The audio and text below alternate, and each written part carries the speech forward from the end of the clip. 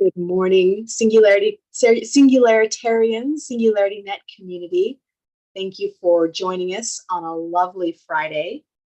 We are here in track 3 and very excited to welcome everybody here to this Decentralization in Action discussion space where we get to hear from some amazing folks who are really putting this into action right now. So I'm here with Ian Wentworth. We're co-hosting the space today, and we're joined by Bethlehem Desi, who's a very special speaker to us. She's been in the ICOG labs forever. I'm not sure the history started perhaps, or very much in lead in there.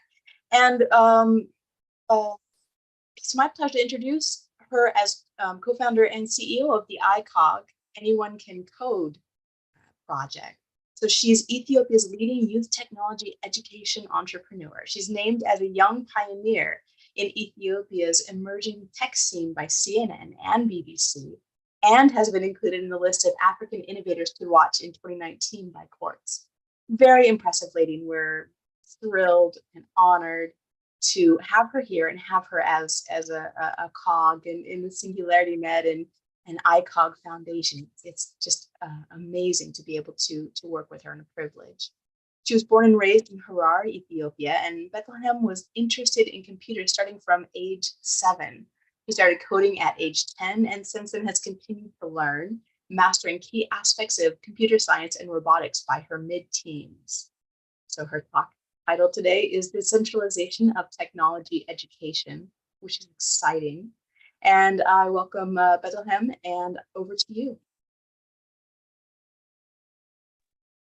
Thank you so much for having me today. I'm really happy. I've been actually since the beginning, I've been part of the SingularityNET community when it first started before the COVID, and I used to join Ben in his travels while SingularityNET was just starting. So it's really nice to see how much the community has grown, and how much great work has been done so far. So thank you so much for having me.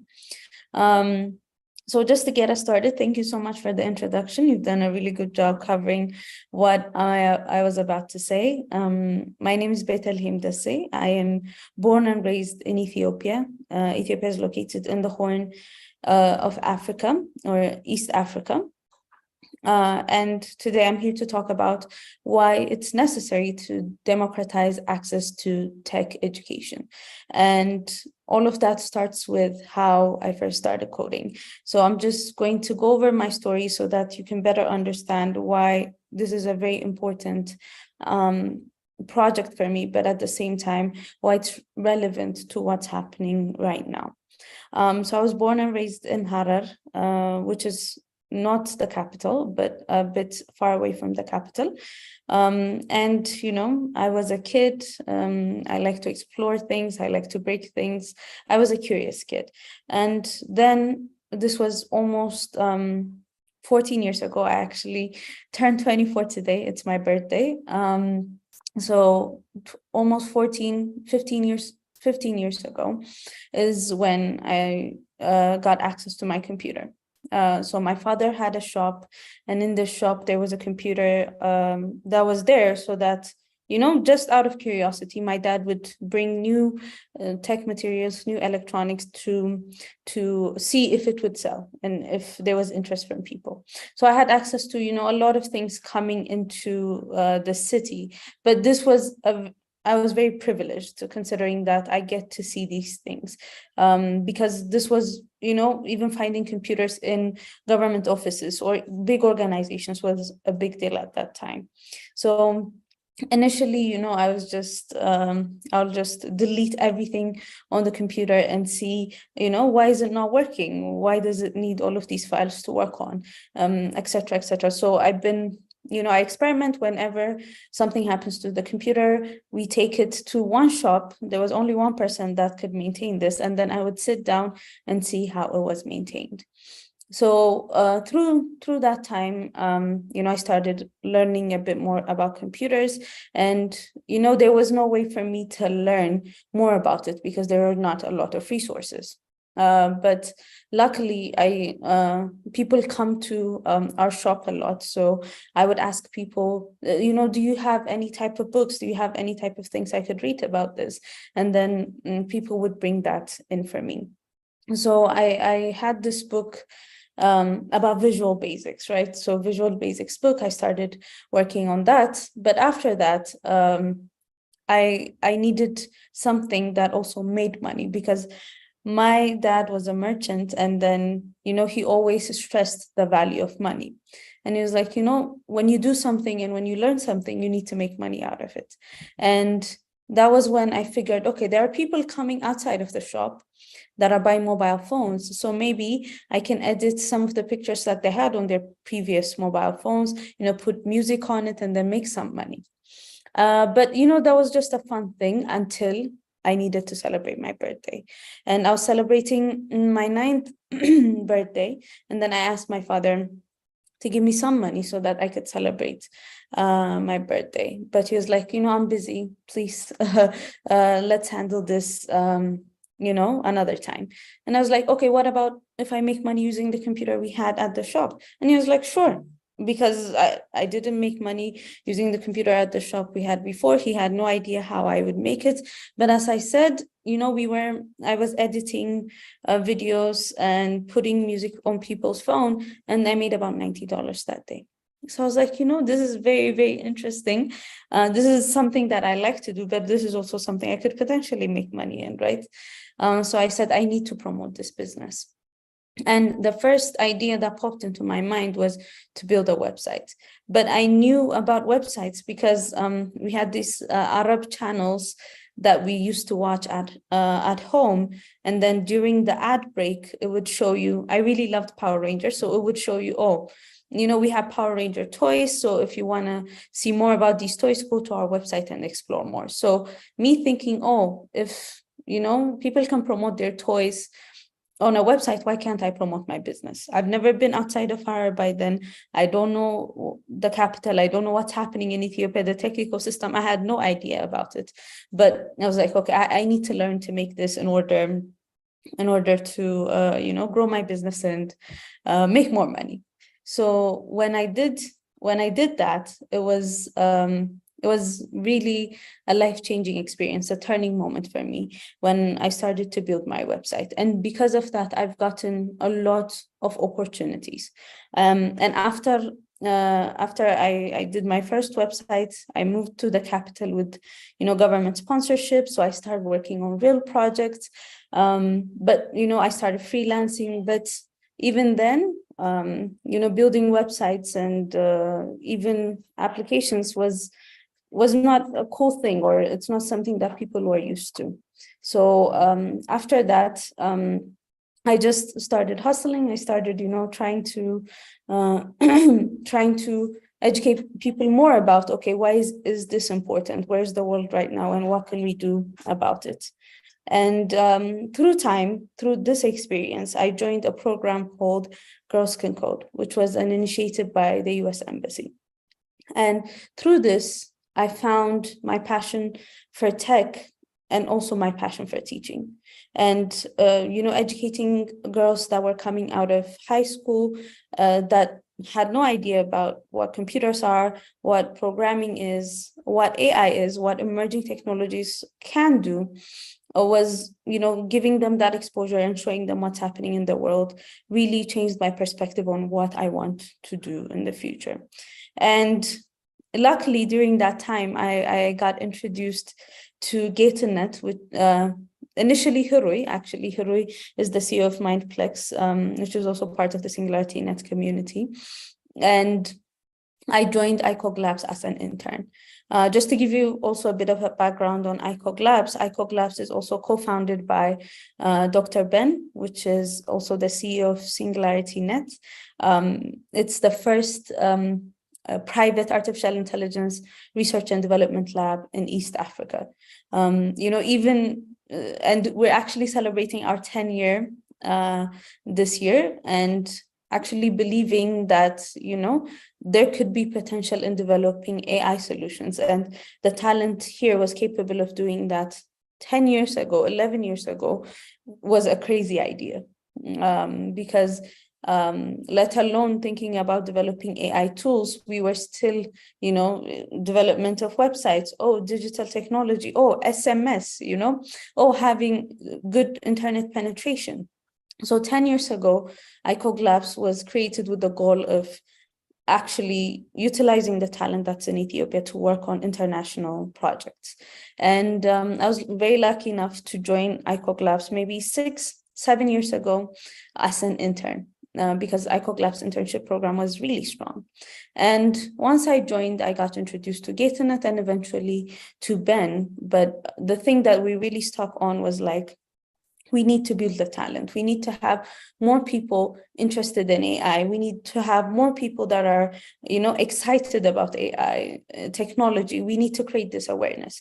And even before I joined, they had a program where they would go to universities giving free seminars on robotics and AI education. So we said, why we should do this starting from primary school, because even the students that were going into universities didn't really know if they actually wanted to be in computer science, one. And the second one was that there was a gender gap. There were a lot of women that were not joining these STEM fields because they didn't know or didn't have the exposure to what's possible. So, and also considering my experience and what I've talked about earlier is that, okay, we said, why not expand this to primary schools? And since then, we've been working on decentralizing access to tech education. And we've been doing that through different methods, including working with the Ministry of Education here in Ethiopia and targeting, schools outside of the capital, which is very, very important to us. And recently, there's a project also SingularityNET has supported, which is called the DigiTruck, basically a moving truck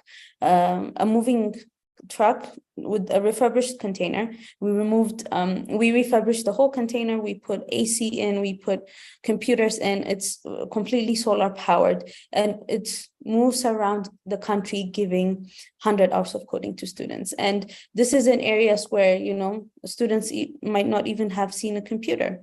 And this is basically helping them write their first line of code.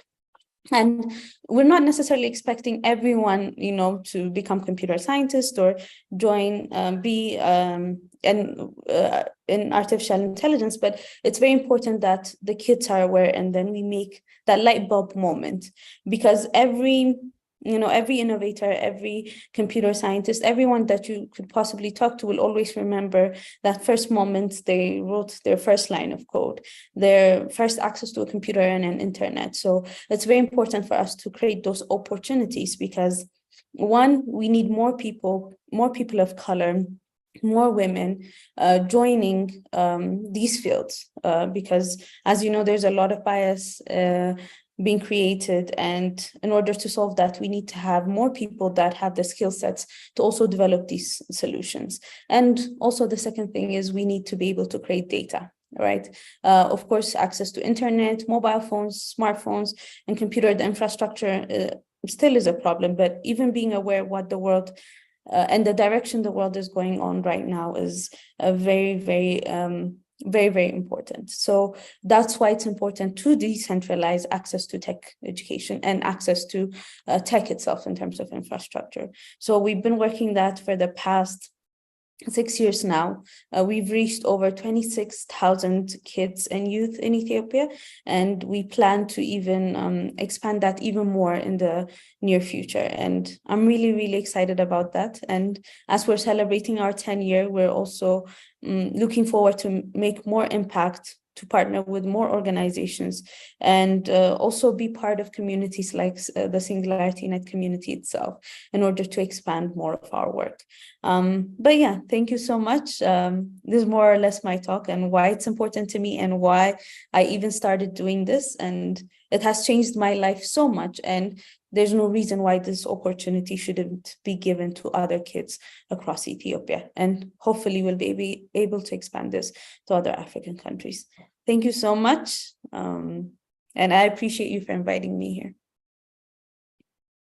Thank you so much. It's so inspiring to hear everything that you've done, how your curiosity and your passion just led you on this unstoppable trajectory. That's children, right? They can't help that. But not everybody has the access. Not everybody has the time, the ability, or sees that entrepreneurial ability or opportunity necessarily. So your story, your inspiration is so beautiful. Can you share from your experiences and what you've seen? What are the biggest opportunities for AI, for instance, for decentralizing education and access to education?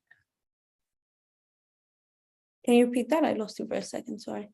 Absolutely. What do you see as the biggest opportunities for AI to increase access to and democratize education around the globe? Yeah, so actually, we have been the first education project that ICOG Labs has done was called Yanitu. So yeah, I saw that. You saw that, right? Yeah. So basically, so the Ethiopia has been focusing on building infrastructure across, the country itself, but because of that, there has been a lack of quality, right? So teachers training and having good quality education across the country is a really hard thing to achieve. So programs like Yanitu, for example, initially when it was designed, was that to have an AI avatar that was on a tablet that could teach you, and it doesn't matter if you have a school around you or not, you have this tablet that could be charged, you could have charging stations, and then you would have quality education that's contextualized to you based on local languages, your skill sets. And that is a very, very important part, because unless we build a good foundation, these critical thinking skills, analytical thinking skills, problem solving skills, at a very early age, it's going to be very hard to compete in this industry. And actually, one of the books that I really love, the 21 Lessons for the 21st Century, it says, exploitation has been a problem so far in the human race. Now it's going to be relevance, right? Because AI tools, robots, etc. And building that skill set is very important for young kids. And having AI tools that are going to adapt, help you, and then personalize your learning is going to be very, very important. And we've tried to do this before with Yani too, of course, but that's also somewhere where I see it, because curriculums in schools are designed on the average, thinking of the average population, the average student, etc. And that has let a lot of people down, especially in Ethiopia. But also the quality of teachers and the quality of education delivery is not that great. So it's very important to have tools like this that are able to support students individually, to also kind of understand their individual qualities and build on that. So I really see AI really helping out on that. I agree. I couldn't agree more. My son is 8, and been fortunate enough to homeschool and get to have him here with us and be able to nurture that education, and like you, help him follow his own curiosity. All the ways that children will just naturally, absorb everything that they can if it's available and it's around and they see that opportunity. There seems to be so much where we tend to almost culturally squash that curiosity somehow with our learning systems. But that individualized approach and that ability to meet him where he is at and make it relevant is so important. I love Power Rangers as well. And I also love how when you saw the ads, it didn't make you want to buy stuff. It made you think, oh, I could sell stuff. That's so cool. That's fantastic. I love too how AI is so scalable. So with these AI systems, you can have one teacher in the room who may not know as much as the students, but can help them work with an AI who knows everything and is at their level individually. And suddenly It's not a matter of access to the big city or to a better school or a private school. Everybody's got the same education opportunity and access through having this AI that's completely scalable in a way that teachers aren't necessarily yet. So absolutely, it's just a beautiful abundance that Yeah. that we can take on from there. Mhm. Indeed. I also wanted to say happy birthday. No, thank you. Yes, I'm absolutely. excited. I'm leaving after this to celebrate with my friends, so I'm quite excited about it. Oh, good. Well, thank you for taking part of your birthday to be here with us. It's fantastic. I hope this Well, is part of the celebration as well. yeah, as I've mentioned, my birthday is a really important turning point for me. And that's when I, made my first money, and then what Yeah, also led me to make my website. So it's quite an important event. which is And awesome. That's amazing. Have you seen any changes or anything around ChatGPT in the way that some of this natural, I don't assume that it's naturalized necessarily into all the different languages and dialects of Africa and of Ethiopia, but have you seen ChatGPT having an impact on education and opportunities yet? Have you seen that? we cannot access ChatGPT from Ethiopia. Yes. And that's the reason why, we're usually left out of these conversations. We're usually the last ones to get asked, okay, what's your insight on this? And it's, I mean, we've been used to it, but it's not nice necessarily. So, being in, especially in this community, and being in the SingularityNET community, working in ICOG labs, and, working with multiple companies across, it's like, okay, why is it not accessible to us? So it's quite the question, but it's been quite an interesting to see, because it's been all over our conversations, to see, considering that what is Ethiopia currently relying on, right? It's the human resource. It's through manufacturing and through agriculture and through resources. But we were talking about okay, so there are new jobs that could be potentially created. We don't know what these jobs will be, but there are also jobs that we might lose and that might be simplified through this. And how can we get the society ready for that? I don't even think that people are aware that these type of technologies exist. And the few people that are aware were like very skeptical about it, and are like, we don't have access to it. We don't know what's happening, but we're just seeing it from the outside.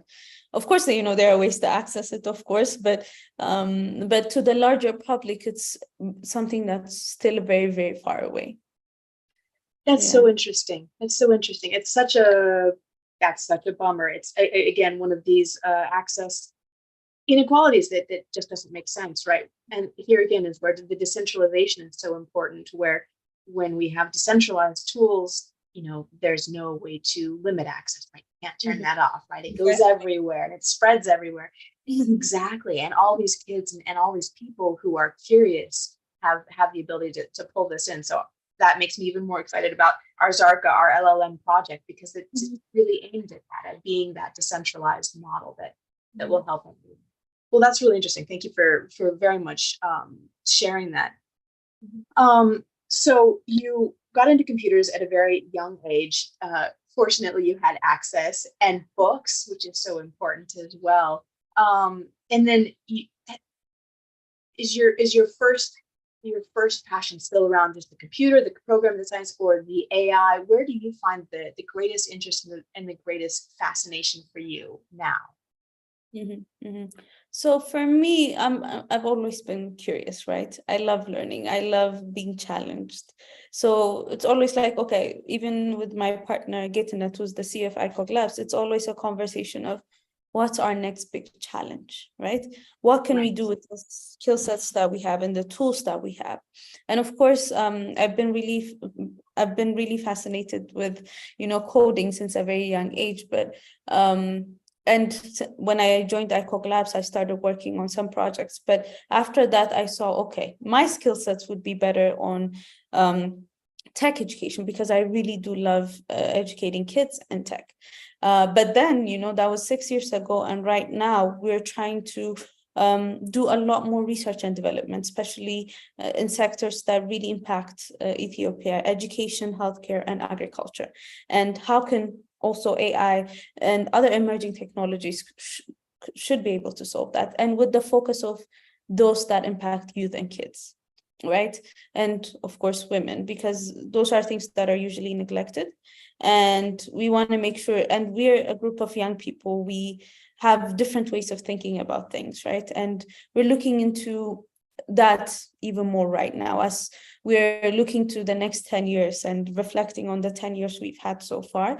That's also something that, based on our experiences and what we've learned on building different types of tools for different types of AI tools for companies abroad, I think it's also time now to see how that skill set and knowledge translates into problems in Ethiopia. So we're quite excited about that. Yeah. Yes. Yeah, absolutely. So in that tech education space, going around in the DigiTruck, which sounds awesome. What do you find is the hook, the thing that really sparks and lights up the children that you get to work with or have gotten to work with? So even, everyone that has coded knows writing their first line of code and then seeing in real time is just like, oh, wow, I can make the computer do this. So that's really exciting for everyone to see. And majority, like maybe 95% of the students, not even 95, almost 99% of the students that come into the DigiTruck have no prior experience, right?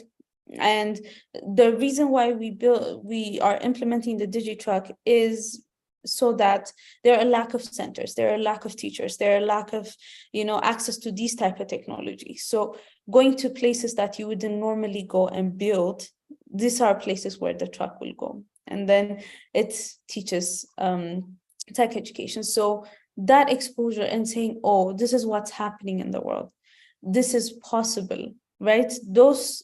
Those moments are created through them writing their first line of code. And then we also give them an idea of, this is happening in the world and this is happening because of these tools. And then you can make these tools and there are different career paths that you can potentially join in. So just, even knowing that it's possible, and even us going there to places that people haven't went before and saying, we're here for you, we support you, and then we're here for your growth. It's a very important part. And we don't just after the training, we just don't leave. We communicate, we provide them with resources as much as possible, and then we make sure we follow up throughout. So we have like a group of young people, kids that are really passionate about technology and are excited about the future. So that's what we want to create, and eventually, create this community of scientists and innovators that would potentially contribute to the world. So that's DigiTruck. Awesome. That's so beautiful. And we have a question from the audience. Let me check in with this first. What is SNET's relationship with the DigiTruck? So it's sponsored by ICOG Labs, and ICOG Labs was founded by Ben. SingularityNET, what's the relationship specifically there?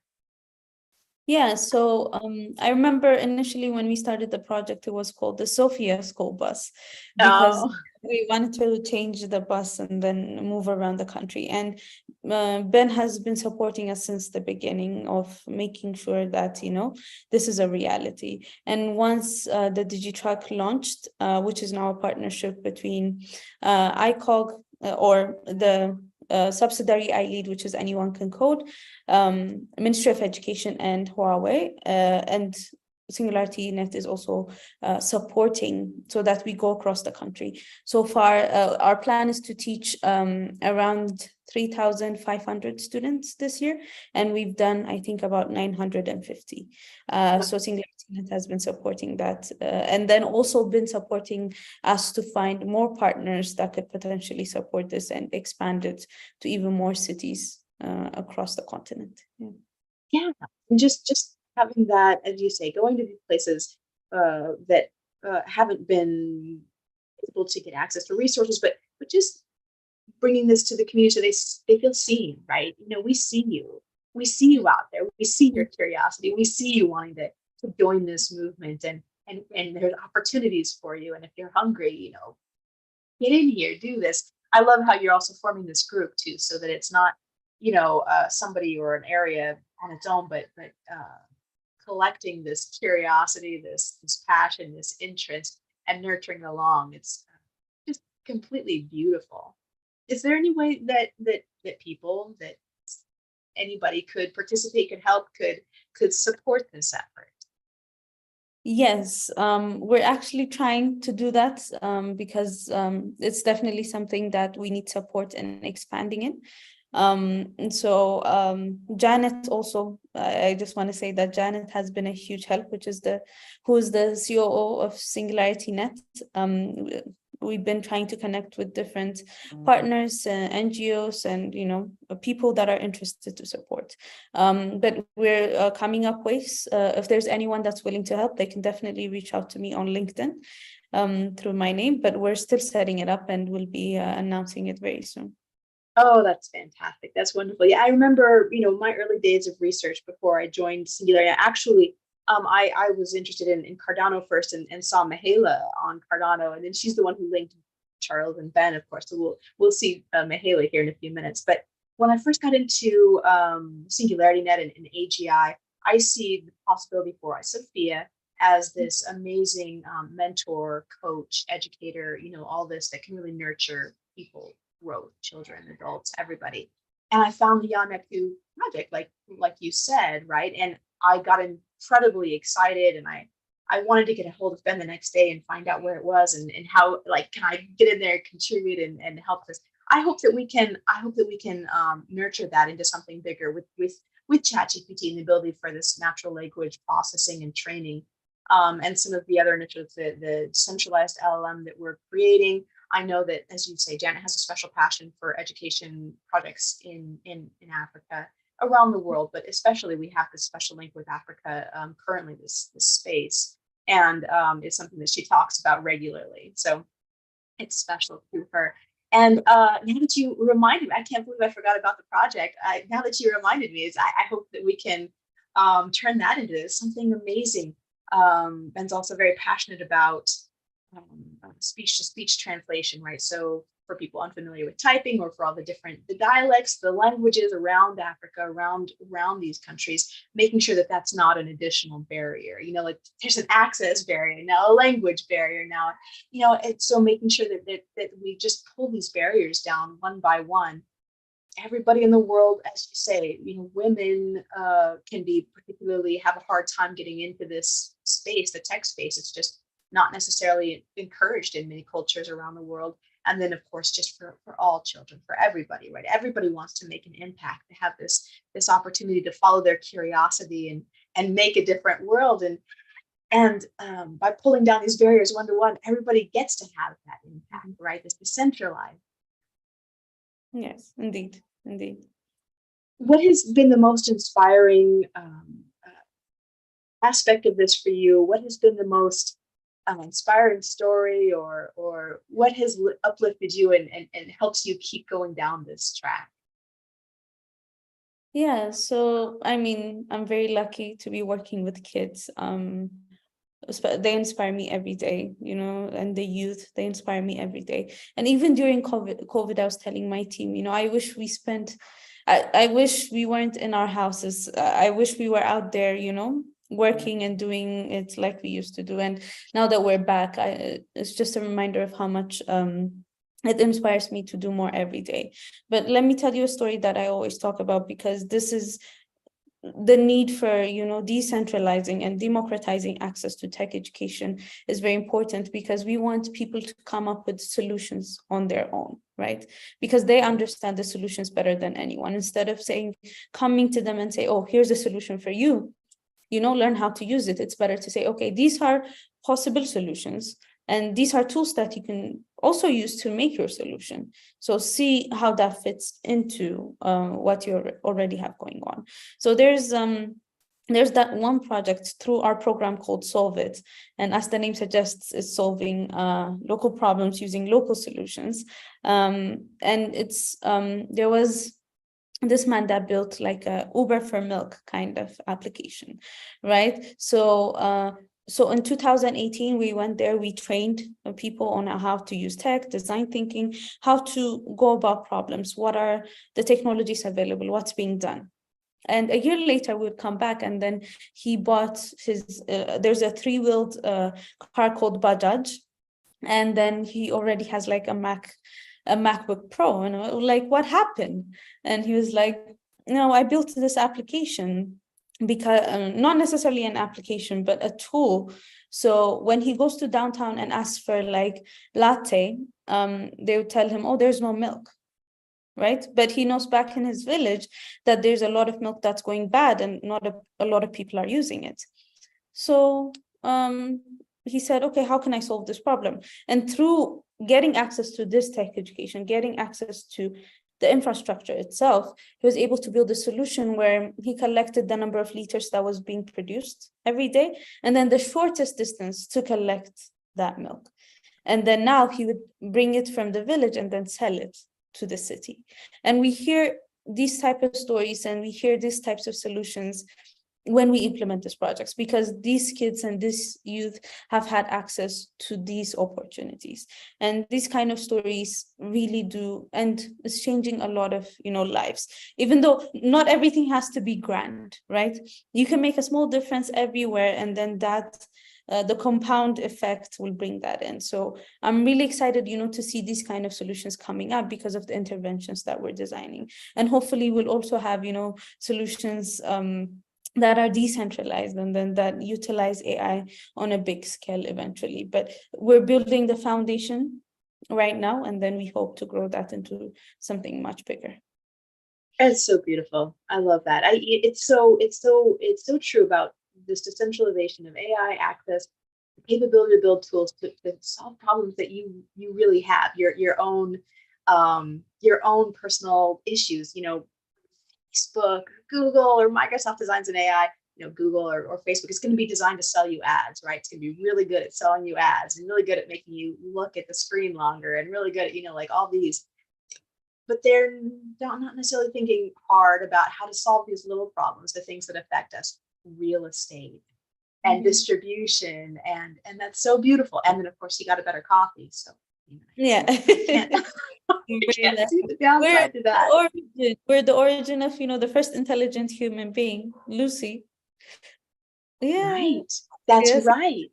That's right. Absolutely. We call it the land of origins. Yeah. So yes.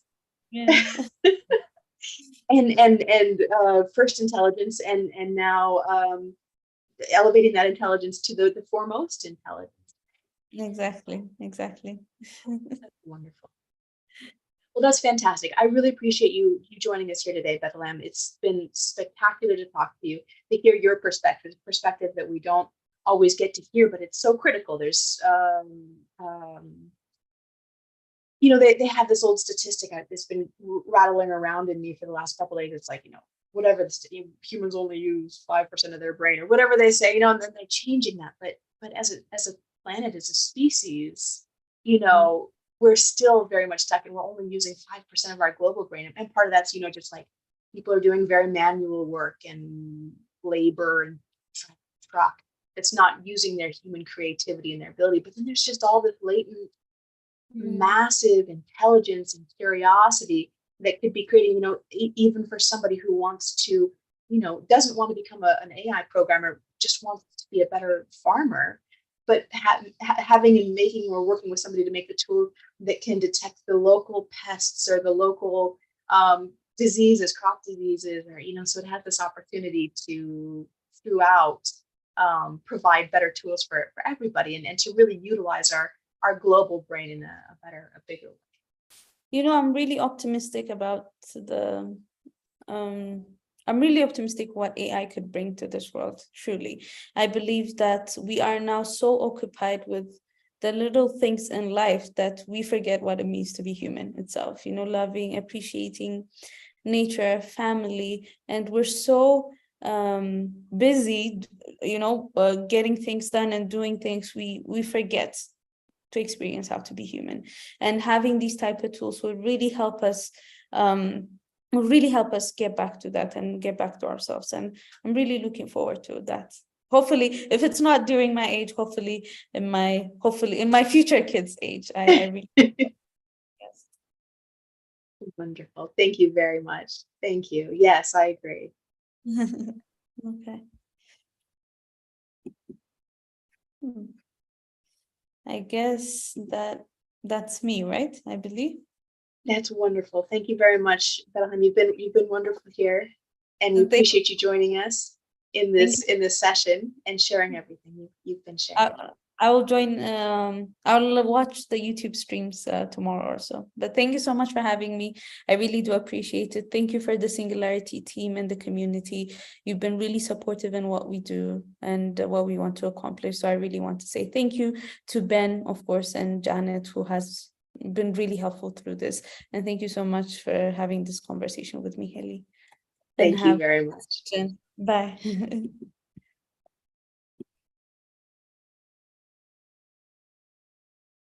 We're just going to take a short pause and get prepared for Mahela. She'll be on next. As you know, she's well, as you may not know, she is a whirlwind of brilliance and excellence with her Impact Institute and everything that she's been doing to promote the best in humanity in all the ways that she does. So we'll take a short break and we'll be back with her in just a moment.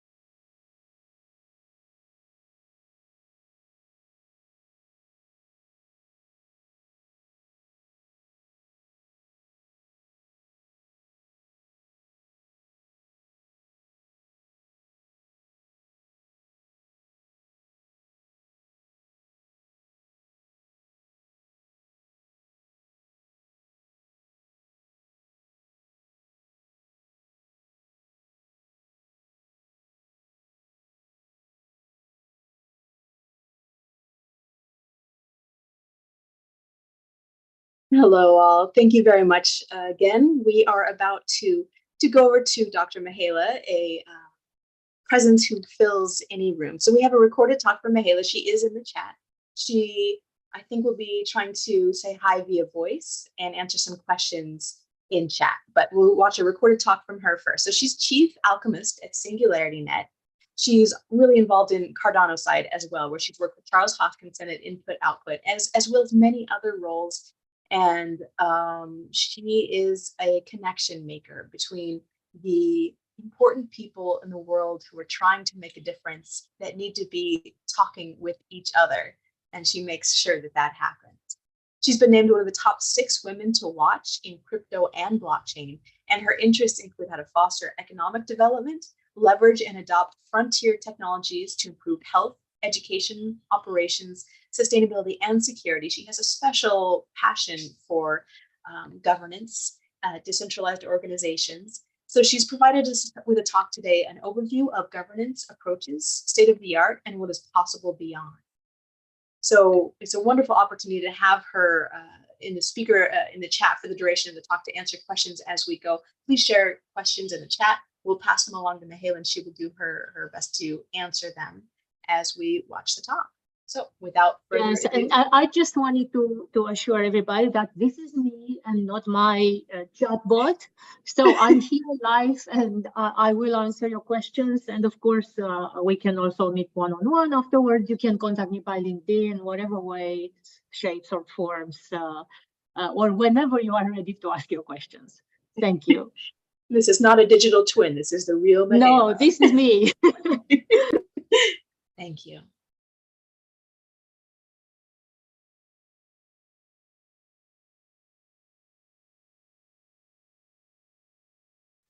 Thank you for joining me on this exploration into a way or ways that can increase our impact in the world.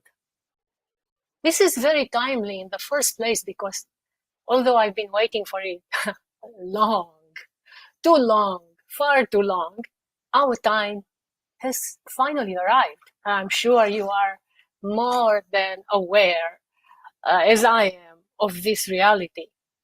As our perceptions of the world keeps changing at a rapid pace right now, in the middle of the interdependent crisis that have struck as of 2020, it is clear that the ways of doing things, the very ways in which we are doing things, are being challenged. We call those ways governance. So we start to be thinking now how what we understand by governance becomes a challenge to reason, because it seems like without governance we are doing better. So let's see why in the first place. So governance is known to be, associated mainly with power, with control, with ways of doing things in a manner in which is top-down organized and in which someone is telling us what to do. And so far, that's how it has evolved, because the main reason for governance was to steer action in certain directions, to get agreements, and it has been, of course, as you see, very highly politicized. If you look at the keywords here, which we usually associate with governance, it is clear that authoritarian, seeking stability, risk aversion, those kind of things come to mind. And yet, yes, it seems like, at least now we are living it, it seems like those very concepts are being challenged, because we are living times of incredible change, in which risk aversion can also mean, practically paralysis, as you have seen, and in which maybe it is time for us to reconsider what means vulnerability, what means resilience, what means risk, and can we actually govern from other principles? Can we actually govern on foundations of different keywords? For example, what we are witnessing these days is so much social innovation. How the social innovation and social network operating system is being unleashed by those very people from the fringes who really need to step, and they feel that they have to step up to the challenge. For example, social network was deployed by John Cole, a social innovator, during Hurricane Harvey. It is a platform on which people, actually literally lives were being saved, because people could offer their boat or food, or could just go to someone's home who was stuck and give them water. So this platform is now being deployed, which I presented immediately afterwards in Davos.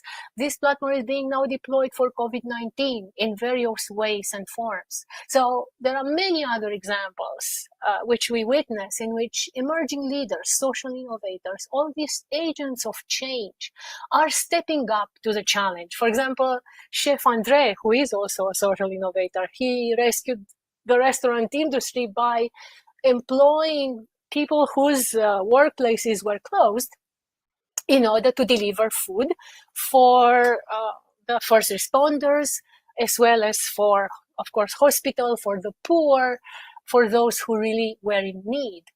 And he keeps us being positive during the crisis and during quarantine. Another one is, so actually it's the husband of Annie Lennox, the famous singer, who has deployed this AgeWell platform to get the elderly people out of nursing homes. The nursing homes during the pandemic have been also dubbed as perfect killing machines. So now having the elderly taken care at home by a network also of elderly who understand their needs and can offer support in various ways and forms has proven also critical. So there are a few features which we can learn from these social innovators and social network operating systems which they are deploying these days. And those features are a bit opposite to what we are used to in our traditional governance system. So that means participatory, very similar attributes to our blockchain deployed networks and communities. So as such, we have now arrived through practice, and we can see in the real world that our time has come and that these decentralized communities, which we are creating now, can actually step up to the challenge and offering platforms that are empowering not only the individuals, but also our communities to take action when it's needed and much faster than otherwise. Because, for example, during Harvey, FEMA was a total failure and people would have died without this social network until their top-down decision-making systems would have been able to move at all. So we have these agile, empowering infrastructures now that it is time for us to deploy. So we can see that a lot of things are happening in the world, not only in our blockchain communities and crypto communities, but also in the world in general, that show us a shift towards a new mode of production, from person to person, to from place to place, to person. So person-centric, in which linking the right person at the right time for the right task is possible. And of course, many questions are arising. How do we deploy this social network innovating systems? So social network operating systems have been on my mind, as I was mentioning, for a long time, and that is before blockchain existed. I've been working on organic governance, as I call it, and I will explain to you why, with several luminaries, among which Robin Chase, who is the founder of Zipcar. And she wrote a book, Peers Incorporated, while we were working together on this project from Bitcoin to Burning Man and beyond. So we were looking at ways and principles in which we can deploy this social network operating systems. I also worked with Michael Alberts when I attempted and successfully attempting to decentralize the incident command system that is actually animating not only the defense, command and control, but also the joint force operations. And I will show you some examples. So he wrote that book, Power to the Edge, Power to the Fringe. But also, based on those lessons which we had in those times, after 9/11, we also learned that giving power to these social innovators has to be done in a way that can follow certain principles. And I call them principles of organic governance, which is also the topic of my talk. So Michael Alberts wrote this book, Participatory Economics, PARECON, in which he underlined such principles for social innovation generation. So the question is, what do we have to do in order to deploy such principles? And can we actually encapsulate them in rules that can create and deploy this distributed autonomous organization to animate communities at the right time, at the right place? So it is a fascinating question, of course, but let's see if it's possible. So what can our current institutions learn from the social innovators which we see today? Of course, one immediate example is how the education system was hit. And of course, with every student at home and in front of their Zoom, just like now, the outreach is so much easier for teachers with various specialties, or their choices as well, to get teachers who are really maybe better than the ones which the school has, and they can reach out and ask them questions. I'm being contacted pretty often for my expertise. So for example, I will teach a class at Columbia about big data and privacy for students who are interested, and they are high school students who have finished their high school studies, and they are looking for new opportunities and new ways in which they can contribute, and they want to learn more. So all these networks are being now deployed either between teachers who are exchanging information or between students and teachers. So our education system is actually being decentralized right now, and a lot of experimentation is going on.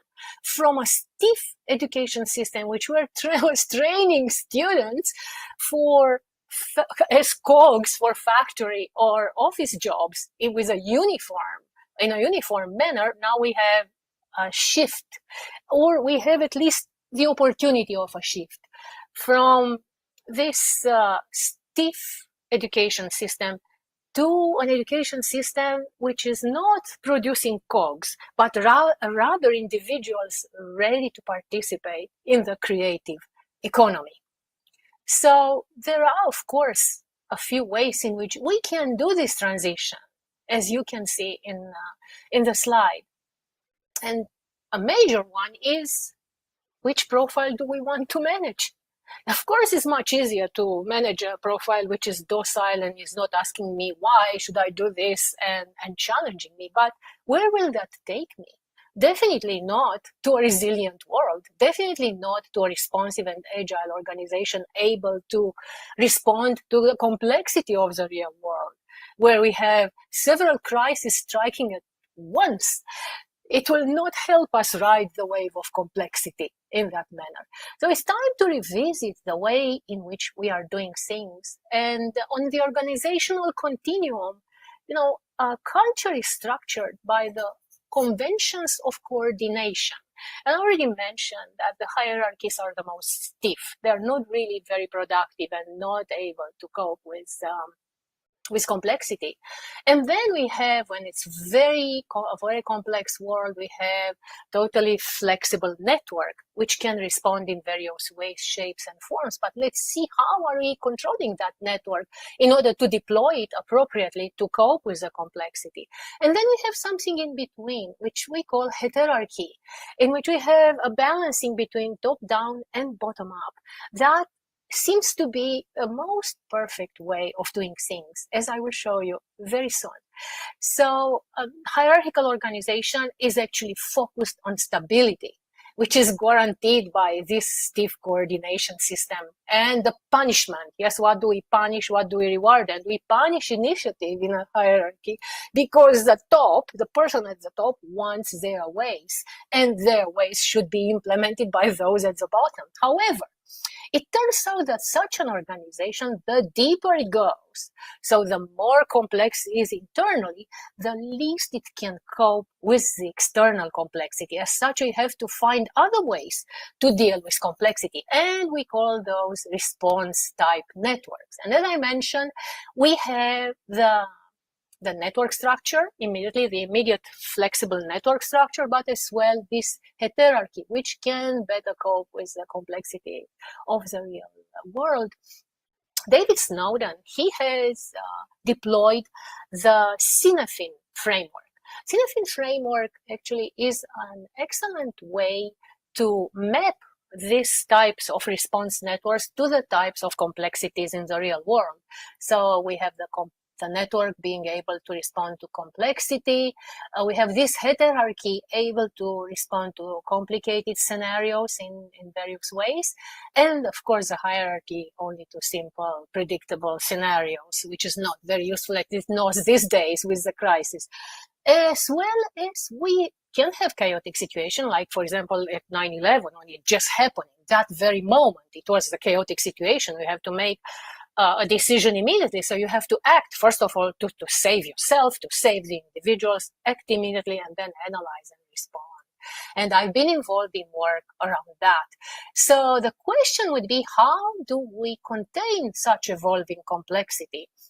And how do we operate at the edge of chaos? So I worked with the joint forces, as I mentioned, on that, and it was fascinating.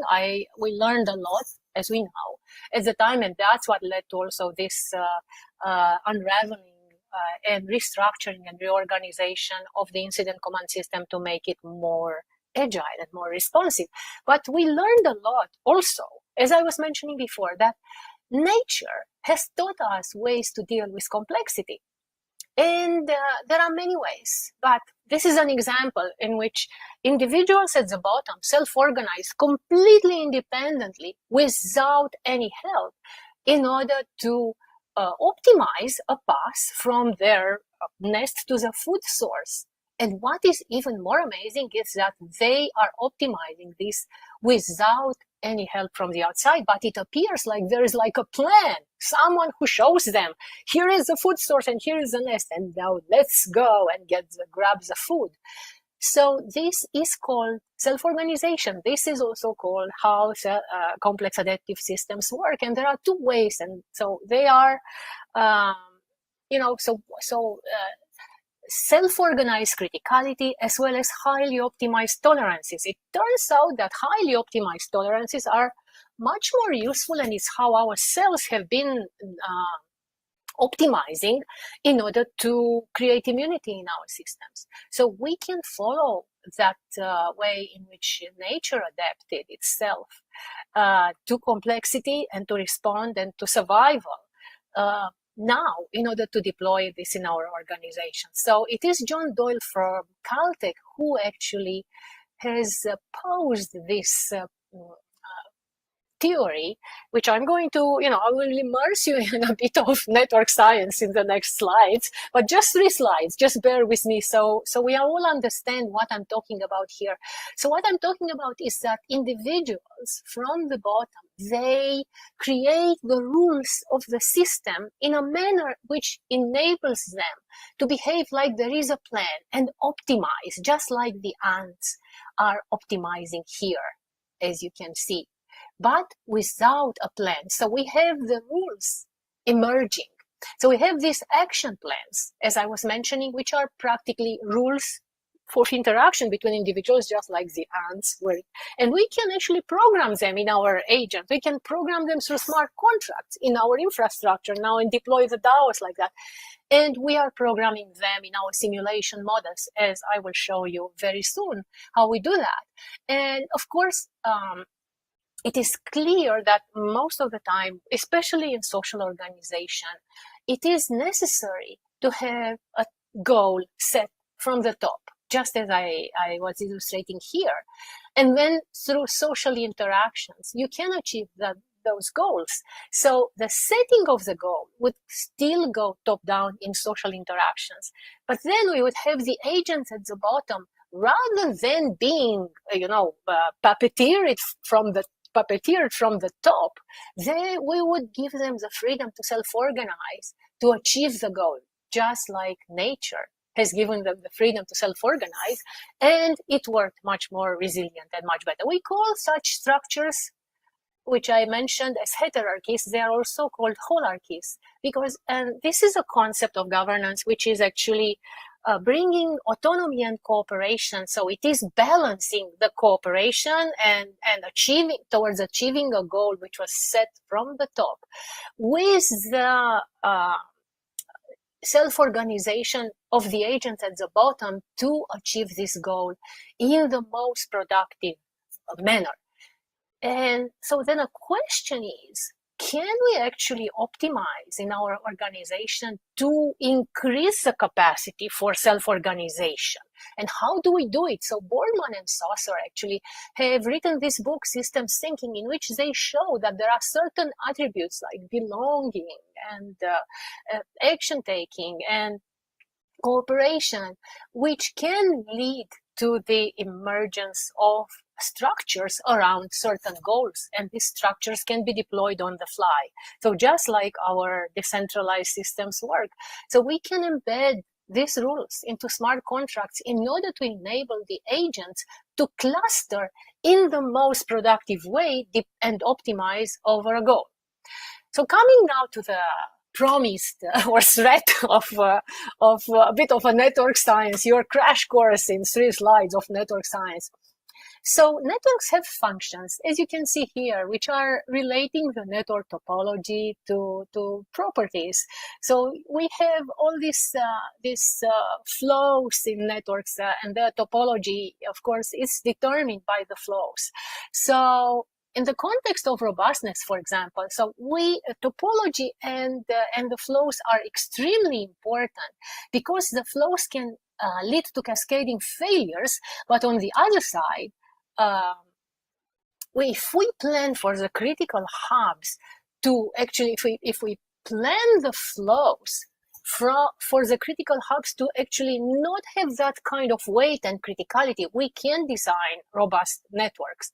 So this balance, topology dynamics, is pretty crucial when we want to control the flows through networks in order to, like, it can be flows of people, like interactions, or flows in case of people interactions that can accelerate or decelerate, for example, the spread of viruses.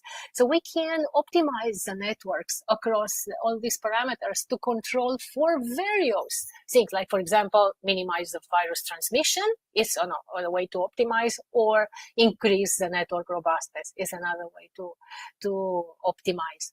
So what I'd like you to remain with is that actually this theory which John Doyle of network robustness, which John Doyle proposed, is following exactly how nature is optimizing for robustness. So it is absolutely an incredible way which is working. So we can adopt it in our organization and deploy those kinds of amazing systems that we can, create, and where, through this process of organic governance, just as you have seen with the ants optimizing for the path to the food and from the food to their workplace, we can have these norms and rules in our institutions emerge from the individual agent interactions. And as I mentioned before, this can be encoded in DAOs. And once we encode them, so it's not encoded once and for all. So if I have a certain goal, I can run a simulation in which, of course, this is a physical world. We have the agents in the digital world modeling the physical world. So we have this digital twin of the world, and then we can run simulation across all these agents and reorganize our structures, our organization. They can be even our stores or offices, so that when we come back to work, we optimize not only for productivity, but we optimize also for health. So let's say through simulations, now if I put the parameter of optimizing over safety and this productivity, then we can have a different restructuring of our physical world, which the software would enable. But these rules would emerge from the individual agent interactions that are revealed via the simulation, as I was mentioning before. So there are certain principles, as I was mentioning before, and I call them, and you can find my paper if you Google my name and emergent engineering, a radical paradigm shift, you can find principles of emergent engineering. So actually these are like architecting without an architect, controlling without a controller, and so on and so forth. And these principles are exactly illustrated here. How we can actually architect our organizations just simply by self-organizing, by enabling our agents in the organizations to self-organize. So as I mentioned, I deployed this across the joint forces, in which, if you remember that emerging crisis that we wanted to contain, so we have this self-organizing security network as the nervous system controlling the crisis. So, and if we allow and enable this power to the edge to create the rules of the game versus the top-down control, we would have response much faster. And in this way, we can also involve this kind of simulation models and quick deployment also during the pandemic now to accelerate the response and the agility of response. For example, by creating a national pandemic collective intelligence system in which the agents, the various agents, are collaborating and rewriting the rules. And I will show you that the rules need to be rewritten because, for example, police officers, they are the leaders. And if they come and they arrive to the place of the disaster, let's say, or where something strikes or where something happens, if they arrive first, then they are in charge. However, if the firefighters arrive first, they are more team-oriented. So you will see that there can be clashes between various cultures and various organizational cultures, which have been revealed by my work. So we can apply such simulation modelings, for example, to reorganize research labs and the work in hospitals. And of course, also in our manufacturing plants, for example, when Tesla has reorganized to create ventilators, obviously they needed to reorganize very fast. So such simulation modelings are really, really very useful, but also in coming up with a treatment by increasing collaboration and enabling researchers to work together outside restrictions. And there were so many cases, like, for example, when the CDC did forbid the researchers in our best universities in the world, they were forbidden to actually study the coronavirus. And then all this has been rewritten because it was necessary. So, as I mentioned, I worked in several emergency response deployments, and the conclusion was that these organizations, which can be deployed very productively if we follow the natural laws and the principles of organic governance, they also, reveal some vulnerabilities. So, for example, this is a simulation modeling of actually, it was a real life simulation exercise. Thanks God, not a real life situation, but a simulation exercise in which a tanker entered the port just before, let's say, the Olympic Games. It entered the port and it caught fire, and nobody knew if it is actually a terrorist attack or if it is actually just an accident. So, because of the rules of the game in the incident command system, the Coast Guard is the one who's going first to check what's happening, what is with this tanker, and so on and so forth. However, until the Coast Guard went to see what's going on and got back, the explosion was advanced too much for the firefighters to bring in the fire tug. If the Coast Guard would have had the fire tug, then they would have been able to intervene and extinguish the fire. So we revealed through our simulation that actually the policies which we have embedded in our structures in the incident command system are not really the best and not really the most let's say, lucrative or agile in order to respond to these situations. So, of course, the question is, how do we deploy this organic governance? So we have the principles, but do we write them in the rules of the game? How are we going to do this? And I don't know how many of you remember Mitch Kapor with his famous phrase, architecture is politics and politics is architecture. According to him, and we can learn about from Mitch Kapor. He is so current even today, because today we have all these architectures like the centralized structures of Google and Facebook, which are really exploiting our data and personal information. But we also have the blockchain, which is a different way of doing things, in which we can actually give permission to our data and receive something, be incentivized for giving our data. So according to Mitch Kapoor, we can actually deploy the social network operating systems as a new type of personnel platforms, like, for example, in the incident command system with all these joint forces. So we can have, from the top down, we can have a paradigm shift in the structures to enable power to the edge from the bottom up to create this. So I was mentioning that even if we enable that, let's say we enable it in one institution, and then that comes across and to work with a hierarchical organization, this is not going to work. So it has to happen in all of them in order to work, to enable them to work collaboratively. Because let's say if the network which empowers the individual, yes, is going to the hierarchy and say, let's do this, then the hierarchy would ask, well, on whose authorization? In our institution, we need approval to do things. And as such, everything will collapse. So cultural shift may be clashing if we do not have this everywhere in all the organization, at least the ones with which we want to collaborate, and as well the other way around, when the hierarchy comes to the network and asks, okay, well, take me to your leader. And then the network says like, which leader? We don't have a leader. We are all in it together. So our leader belongs to our friend, to us. But one very interesting experiment, which I think I mentioned in the context of my work with Robin Chase on From Bitcoin to Burning Man and Beyond, is Burning Man was a very interesting experiment. So which actually people decided that how the world works today is really ineffective, and we are sick and tired of it, and we just want to get out of the structures and create our new world. So they went to the desert and created their own world.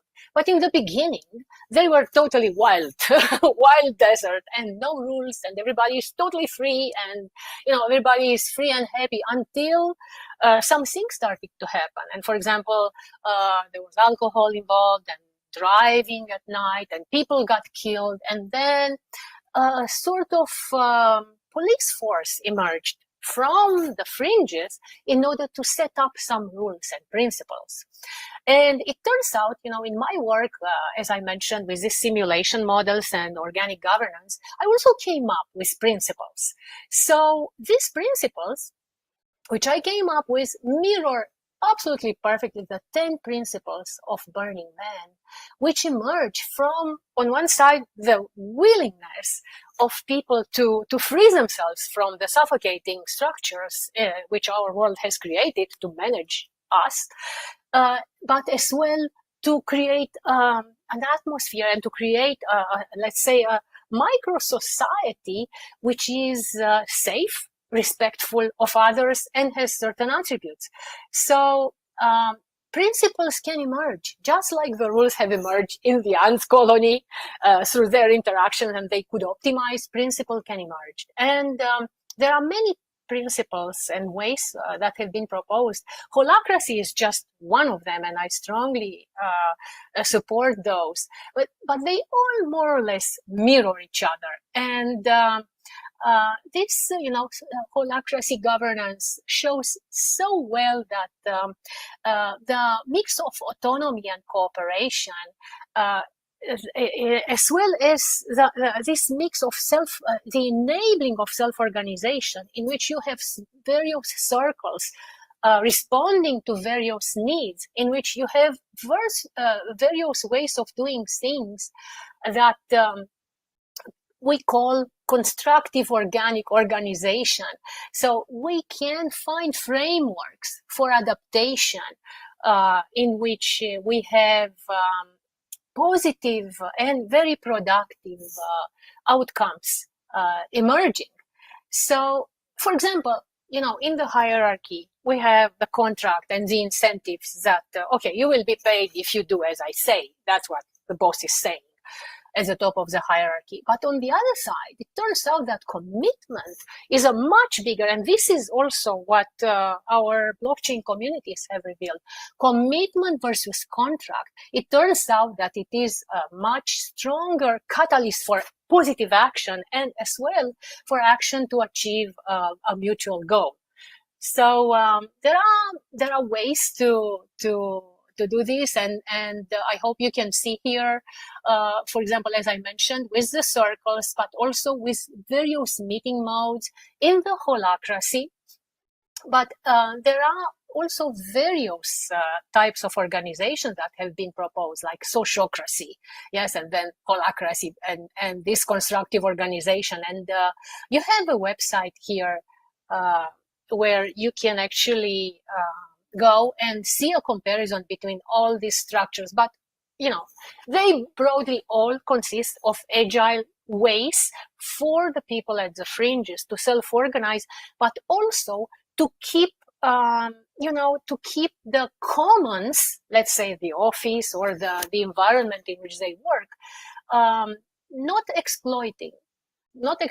And, you know, it is, I'm sure many of you know that Elinor Ostrom has actually got the Nobel Prize for her principles of governing the usage of common pool resources. So there are ways. So actually what she demonstrated, which is really even more scary, because with the decentralization and blockchain and our communities, we can all say, and of course, I'm such a freedom fighter, so we can all just say, leave me alone. I know what I have to do. Just, you know, let me do my thing.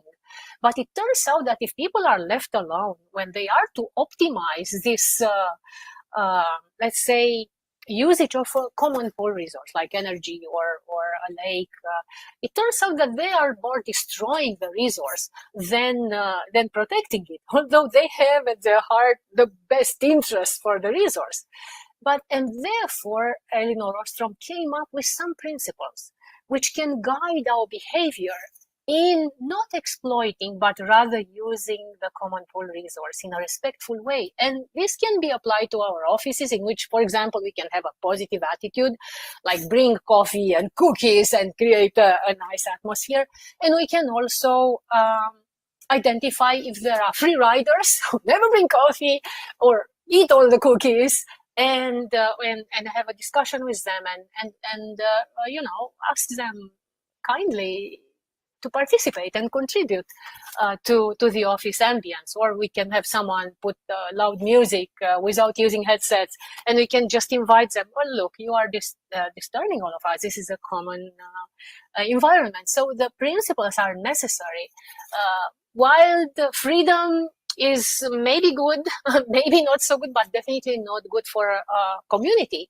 So therefore, in communities, it's good to consider such principles, and actually not only in our offices, but as well in our world, because we have noticed and we have all seen and lived through this crisis right now with COVID-19, what it means exponential. When you have 5 cases, and next day you have 50 cases, next day you have 500 cases, next day you have 50,000 cases, and you're like, oh, it's too late to do anything else. So a question is, once we sort out this pandemic with the vaccine, until at least the next one strikes, how do we deal with the climate crisis? Because when we will achieve the tipping point with the temperatures on our planet, it will be too late to do anything. And as such, it's time for us to reconsider and really look, how do we want to change the world, and how do we absorb the changes from where we are in this disastrous exploitative situation with Gaia to a positive one. And we have, again, social innovators to learn from, like, for example, in the Black Forest in Germany, the city of Schonau, they have abolished the nuclear power plant energy provider and transformed their community into a completely renewable energy community, in which they are exchanging the energy, and they are also creating these common pool resources.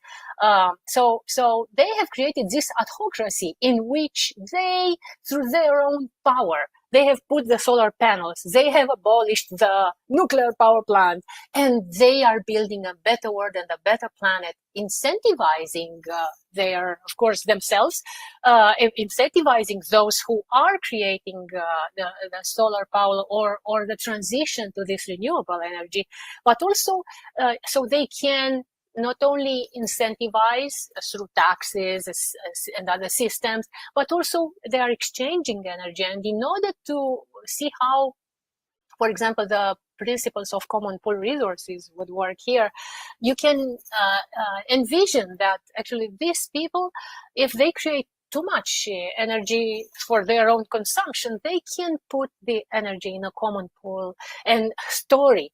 So in that storage, and then everybody can use from this the common storage, but there may be free riders who don't produce any energy and they consume a lot of energy from the storage. So then there can be rules again that can establish the utilization of the common pool resource according to Ostrom principles, and then we can avoid those free riders. So there are many ways to implement those rules. We have them in our book, From Bitcoin to Burning Man and Beyond, in the chapter written by Jeremy Pitt and Ada Diaconescu. And I invite you to read the book, and especially here, just to go into all these details. And to end with, to finish with, just because Charles is also now involved with deploying this new game.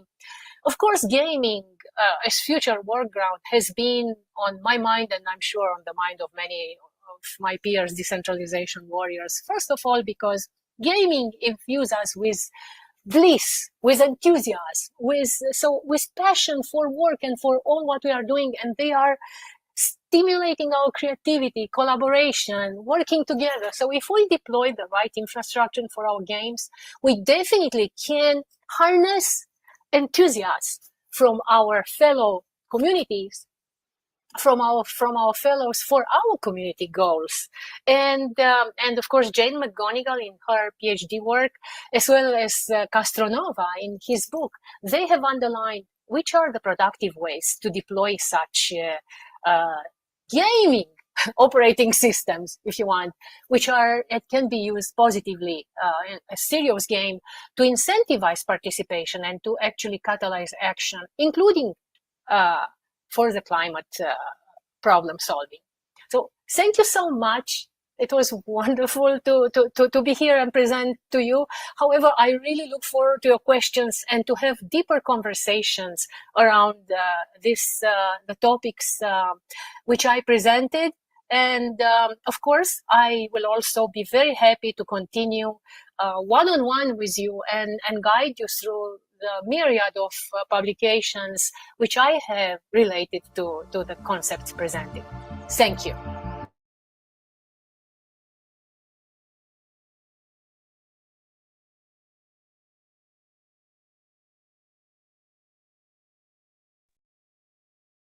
So much, Dr. Mihaela. That was just incredible. And thank you very much for being in the chat and having such a lively discussion as well. So I hope everybody had a chance to read the chat. We had an entire other conversation happening there that that adds so much to what Dr. Mihaela was saying. She added so much to what she was saying and got some great interaction. So I hope everybody gets a chance to read that as well. I just want to share a couple of thoughts I am so inspired by. I love how Mihaela, you included the Einstein photo. It's so famous, we see it all the time, but it really highlights how science should be fun, technology should be fun, it should be lighthearted, should be enjoyable. AI should be fun, it should be enjoyable, it shouldn't be this onerous burden. And it's something that we all need to keep in mind as we design it going forward. This should be one of the 3 rules of robotics or AI, right? And then I love how you highlight how with all this technological innovation that's going on in the world right now, AI, 3D printing, blockchain, all these disruptive technologies, quantum level computing, all these technological innovations are moving forward with leaps and bounds and strides. And it's so exciting and it's so beautiful. But at the same time, we need to make sure that our human structures are moving forward in the same way. Our social structures are keeping pace with these technological innovations, that we aren't trying to use the systems of the past, the education of the past, the governance structures, the institutions of the past to try and keep up with these innovations. So thank you. It's absolutely beautiful to have you here to see the reflection of how this DAO is a critical part of the decentralized tech stack having NewNet is important, having hypercycle is important to decentralized computer, having decentralized AGI on a decentralized blockchain platform is important. But the people, the decentralization of the people is a critical component of that stack and how it moves into the future. And it's something that we can't forget. And in this time, looking to decentralize SingularityNET is particularly important and critical. So thank you again very much for being here, for sharing with us today, for being an important part of our organization and the summit and everything we do as we move forward. You truly are an alchemist, turning everything into gold. And we thank you very much. I want to take a moment just to introduce Dor Gobar. She's our next speaker, and we're so excited to have him here as well. He's I've followed him personally as a fan for years now. Just his ideas on decentralization are so exciting. He's the head of ecosystem at MENA Foundation. MENA Foundation is a public benefit corporation serving the MENA protocol. So he has years of experience in a product leadership role. He has lead product teams to deliver industry-leading decentralized treasury systems, sidechain governance, and incentive protocols. And he has a PhD in applied computer science and some very deep thinking in the decentralization space, very specifically as well, right? So his talk title today is Decentralization, Innovation, and Lessons Learned. So welcome, Dor, and over to you. Hi everybody. I'm so happy to be here, and it's such a beautiful thing to see the blossoming of SingularityNET and your deep commitment to decentralized governance and decentralized innovation, and just the perfect storm. It's all happening in the right time, in the right place, and I'm happy to contribute a bit, just my part. So let me share my screen. And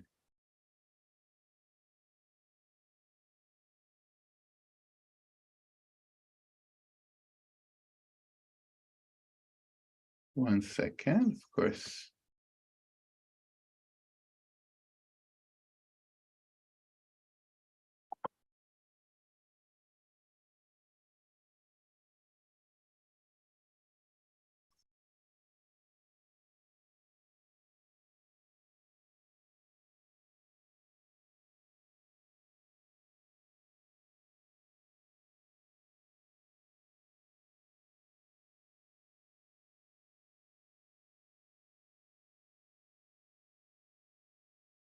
Or was having trouble, he dropped off for just a second.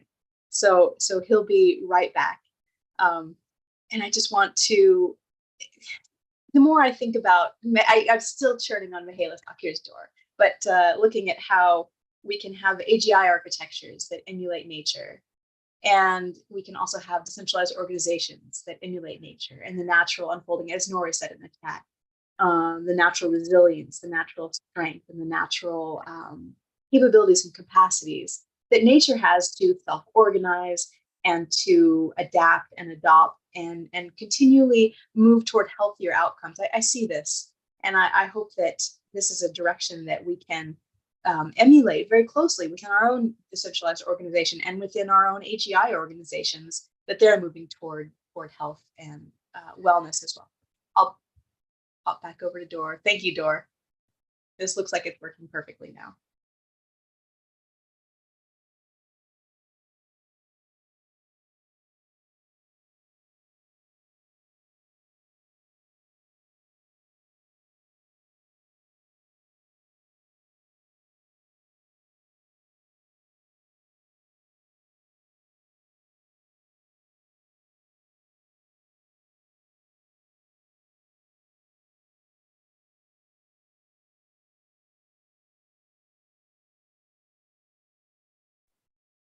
Okay, we got video, we got audio. Hopefully you can see my slides too. Okay. All right, awesome. Yeah. So I don't know if you heard me before. I was just saying like how honored I am to be here and do my part. It's really inspiring to see SingularityNET's deep commitment to decentralized governance, decentralized innovation, a perfect storm, right exactly in the right time, you know, and the same as this like AI industry matures, and I'm so happy to be here and share a few lessons and, you know, just do my part. So thank you for inviting me. So, you know, in this talk, I'm just going to share. We're going to be pretty dense. I'm just going to try to run through some insights and lessons I've learned through my experience in DAO Stack, leading Cardano's Project Catalyst, RHK Project Catalyst,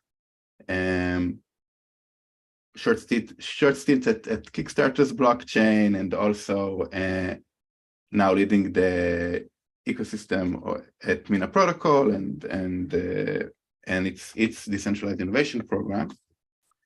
So let's get started. So first of all, well-designed blockchains incentivized individuals towards a common goal.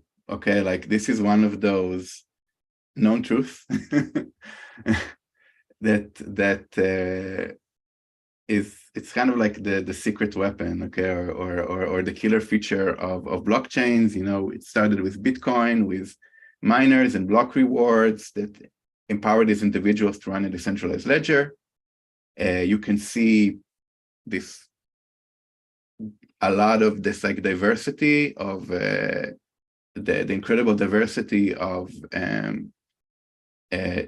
DeFi liquidity providers, the diversity of DeFi blockchains, where they incentivize individual liquidity providers through block rewards through DeFi rewards to run a decentralized financial system. And now we're on the verge of the next big revolution, decentralized innovation, which incentivize developers and entrepreneurs through those innovation rewards and reputation systems to actually build utility for end users. And I think that this level now where the industry has matured, and this is kind of like the end game. You know, what differentiates different blockchains is going to be this user adoption, and it's going to be driven by decentralized innovation, not because decentralized innovation is like more moral or more just, but because it's just more effective and produces better outcomes, and nobody else is going to have any choice but to adopt these strategies in order for them to still be relevant. And why do I feel so confident about it? Because, you know, in Catalyst we did a great big old experiment, and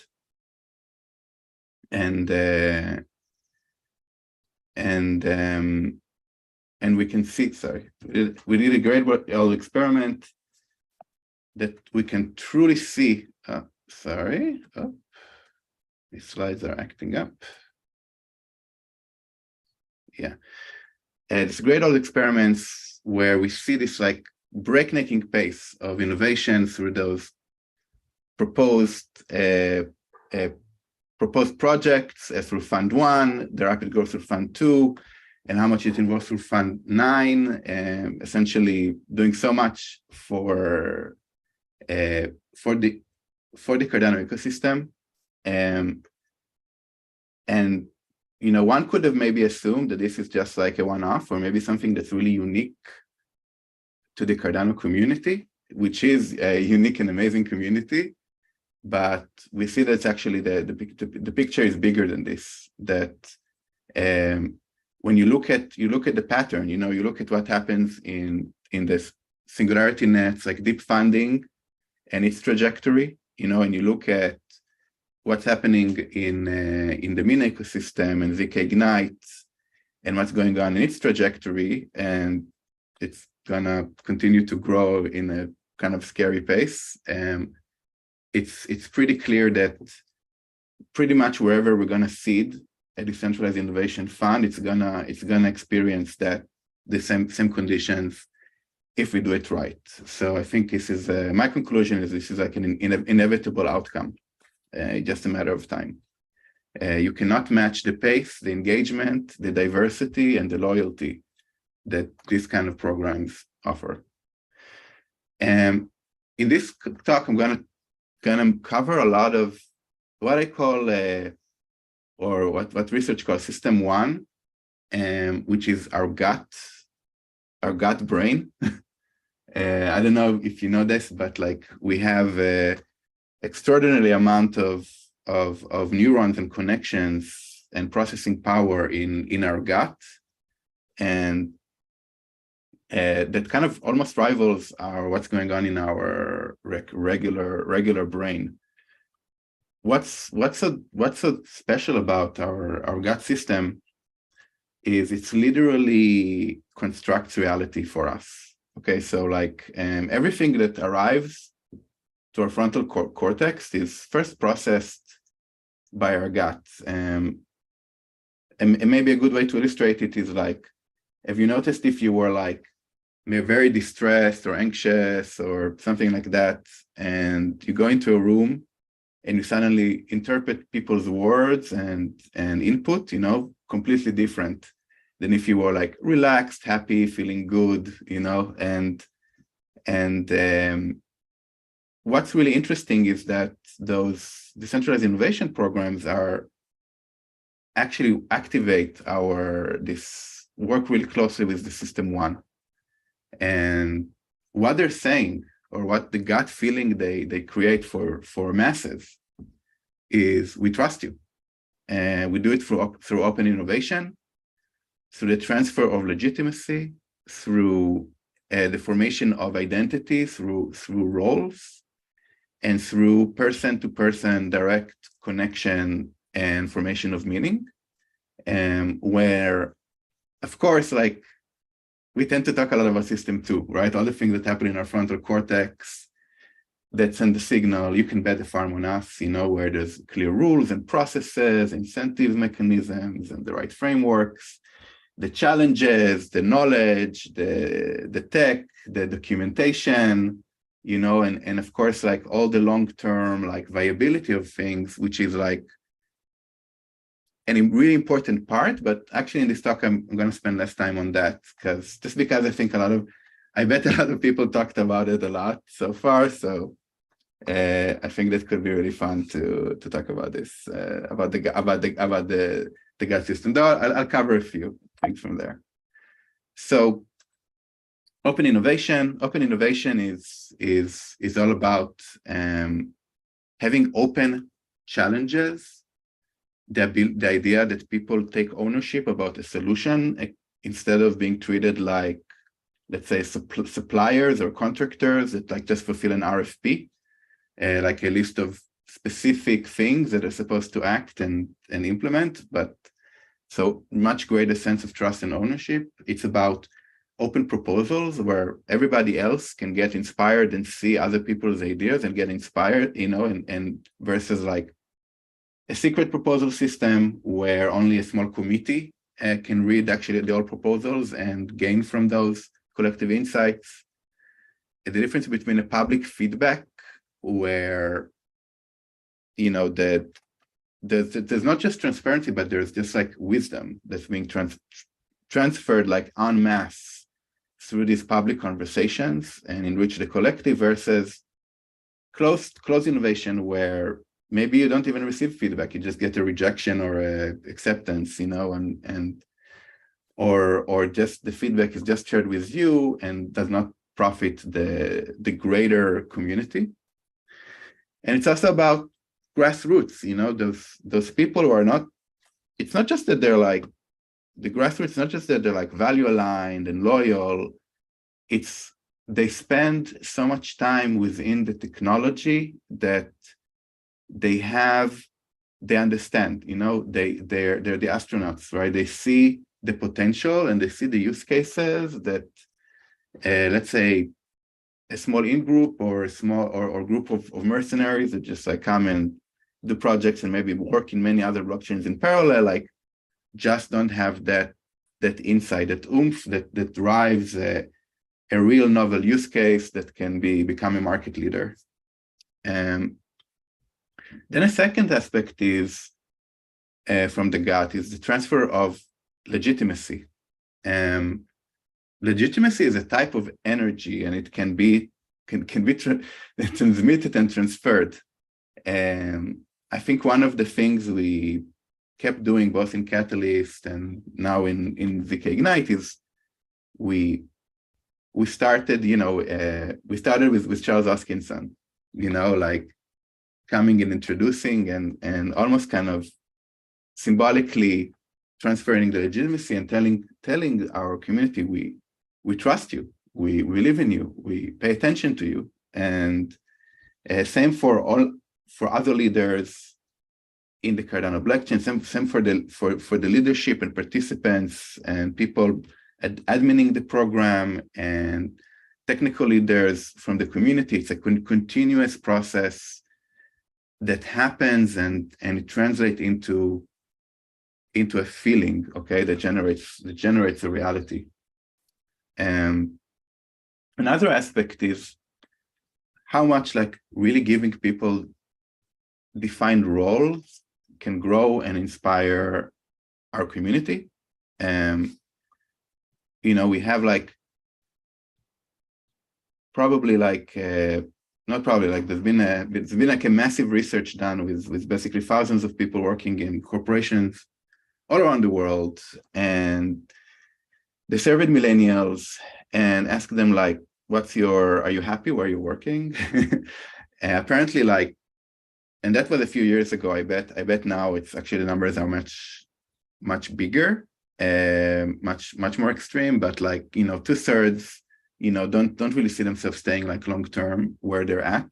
Basically people don't want to bet the farm or don't want to be loyal like to the end of their career. And you can really see the reasons, right? It's the variety of experiences, it's the use made of the skills, the professional development, personal recognition, cross-team collaboration. These are all things that this generation cares a lot, and it's important for them, and current centralized organizations can't really provide them, nor closed innovation systems. And suddenly this is a breath of fresh air, okay? A different type of experience that you get that is vastly superior to the existing one, where you can be a voter or a mentor or an elector, a community advisor, a validator, a facilitator, and taking on this variety of roles is not just, it creates so much benefits, like from creating a network of support to providing this layer of social affirmation and a sense of belonging and connection.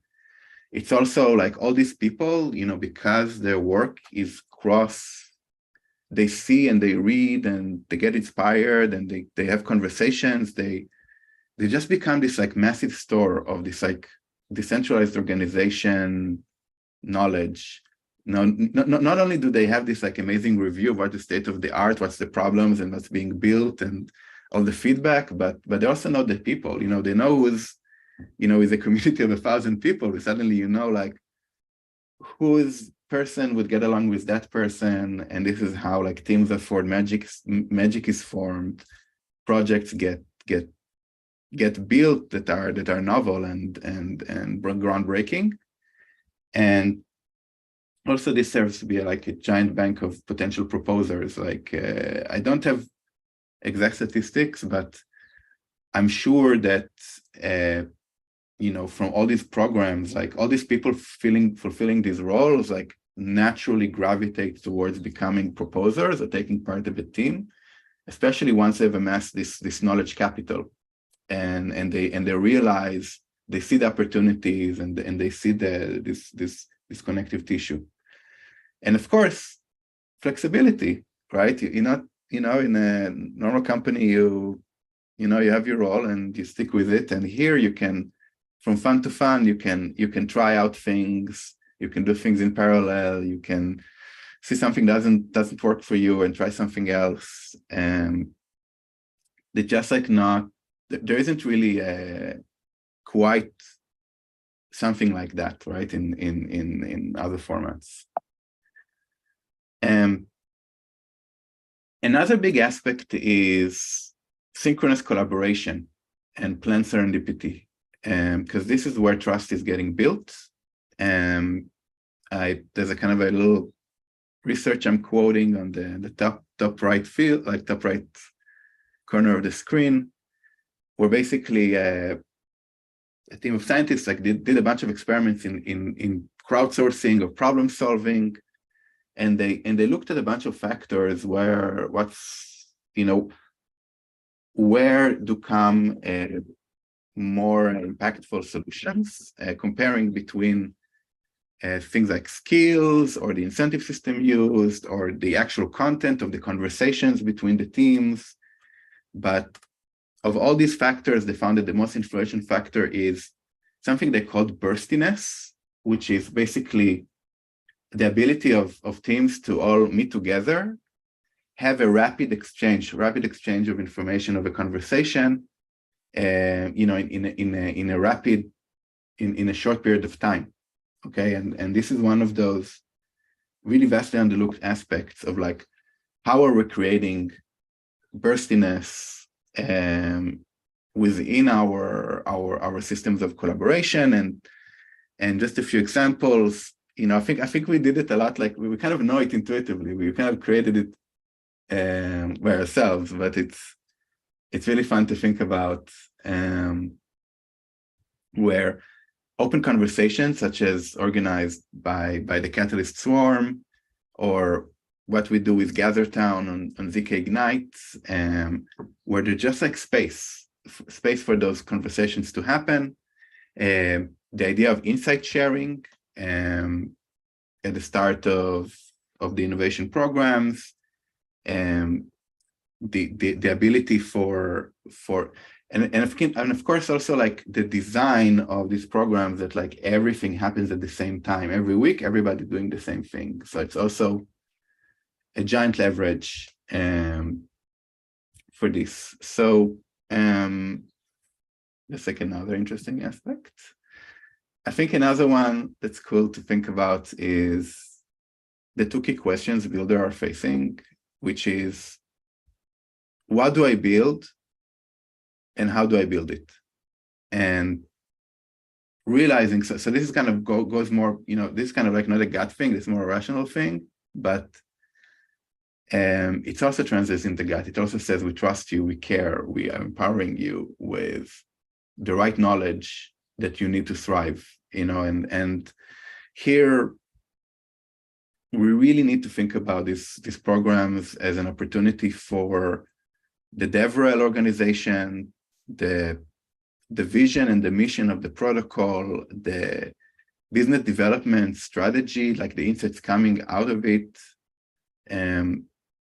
all the insights, community insights about like the developer feedback and the user feedback around common challenges and questions, and of course the technical roadmap in a transparent way that kind of feedback into the innovation program, feedback into the community, and building that intelligence and insights that really gives people the agency to do things that are impactful.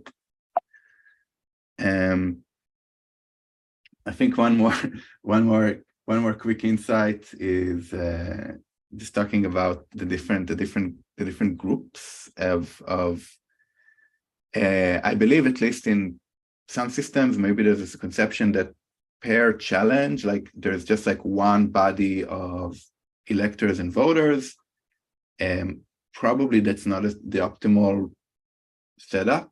Like actually the kind of system you want to generate is that there's a layer, like the layer of, you basically want to create those really impactful feedback loops where the people who elect or review should be as close to be the clients of the solution being provided to keep everything that's going on like kind of like grounded in reality, grounded in real market demand and real use cases that can really serve what's needed versus like maybe just like an abstract perception of what's needed that maybe some kind of an outside voter might think. So just to give you a few examples of that, okay, so if you're building a DApp, who do you want to be the electors, right? Who do you want to be the ones who select, who receive funding? Okay, like ideally you would like the early adopters, actual users looking at the list of like potential applications and taking those, the one they actually want to use, okay? Or group of investors, the ones who are actually gonna take like a seed idea and pour more resources into it to make it like larger in scale and impact. So for example, these would be great groups to be electors. They don't have to be the deciders necessarily. They can come with a list of recommendations, and then the voters the greater body can approve that recommendation. But not gonna get into the edge case. I'm just I'm talking about being effective right now. That's what's the most effective. Same for those who develop developer ecosystem tools, like tools for building more dApps, for example, or like all the tooling that's needed and the services and the education resources. You want those electing to be the dApp developers themselves, so they're building, they know what's challenging, they know what's hard, and you can create this like amazing feedback loop between these two groups where basically those offering the tools are and those using the tools are actually working together to improve and iterate around the quality of developer tools building over time. And of course, there's like a whole category of all these bottom-up community initiatives, for better support and collaboration within the community. And of course, the best group is actually the people consuming these services, like the grassroots community themselves would be a good group. Okay, I'm gonna kind of speed through the rest of the slides so we'll have some time for conversation. So I also want to share about accountability, and accountability is so important, but it's also accountability is a feeling, right? You can force people to go through lots of hoops and convince a lot of people, but actually having a inner feeling, sense of accountability is the most powerful and effective thing to actually drive people, not just checking boxes, but really working hard to actually realize a bigger idea. Okay, again, like you think about any innovation accelerator, like let's say Y Combinator, they're not asking projects accelerated in Y Combinator to check boxes, they're asking them to be adaptive and reactive and try their best and pivot and change direction if needed. They're asking them from this emotional accountability. And I think this is what decentralized innovation funds should emphasize. So you can make it public, you can make it a relationship from day one. So like have a relationship between those who are reviewing and validating that the work's been done, and the team, like from the get-go. They shouldn't be like meeting the first time right at the end. There should be a real relationship where you realize you're actually all working together towards the same thing. So you make it about peer trust and not just checking boxes. And one thing we're currently doing in ZK Ignite is that electors are also the accountability assessors. So there's a real, it makes the accountability bi-directional. It's not just the proposers that feel this desire to do good work. It's also the electors that understand that when they elect something, they should kind of be there, and like go through the consequences, and they understand that they also have some accountability toward think through that the project is successful, or at least like, give them a bit of a cold water of truth, when they need to pivot or change, and maybe and so I'll share maybe just two more principles. One is that let's not forget the carrot.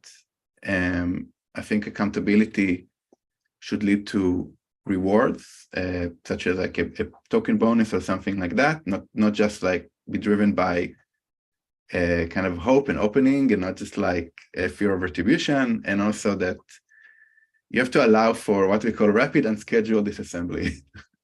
Like give people an out. If you tried something and it doesn't work out, like make it easy for people to say like, okay, I give up. Let's like break out the team. Let's distribute our resources towards other teams that are doing better, and as a collective achieve more. All right, so last slide is like, I want to talk about this feeling of like the betting the farm. This is like really important for builders, to feel comfortable to really put themselves forward and build in your ecosystem. And there's like a few mechanisms. These are like not a full list, but some things I've learned are really great at achieving that. Is like the repetition, that the funds are repeating and are, in a predictable fashion and a consistent fashion. Very, very important. That the funding is predictable, that we gather often. I really think once a week should be like the minimum, that there is a decentralized treasury. And I think this is where, IOHK, Charles, been like really visionary, groundbreaking about creating that, like that people know that the treasury is forever feeling, and there's always like this energy, and that the system makes sense long term. Of course, reputation, and with reputation, my advice is just like to start and experiment and not wait for the perfect storm of everything to work out, but just start to document reputation and iterate as we go along. We'll get much faster to having a decent reputation system like that, to establish a growth pact with your community, saying like, if you come and give your best, we're going to make you grow. We're going to give you the right skills, both in terms of domain knowledge and also communication skills that make you ready to transition into the world of work of the 21st century. And of course, like that sense of connection and meaning, and not working in silos, collaborating and getting support, and keep returning to the bigger vision, the bigger cause of why we're here. And that's my kind of quick insight. I wanted to just also share with you that I'm moving on from my role as head of ecosystem for MENA, and I am starting to look for my next project. And if anybody wants to collaborate with me and think about standing up or improving or maintaining innovation funds, this is where I can be reached. I also do bar mitzvahs. And yeah, thanks for listening. And I'm here to take questions. Thank you so much, Dor. That was amazing. That was so spectacular.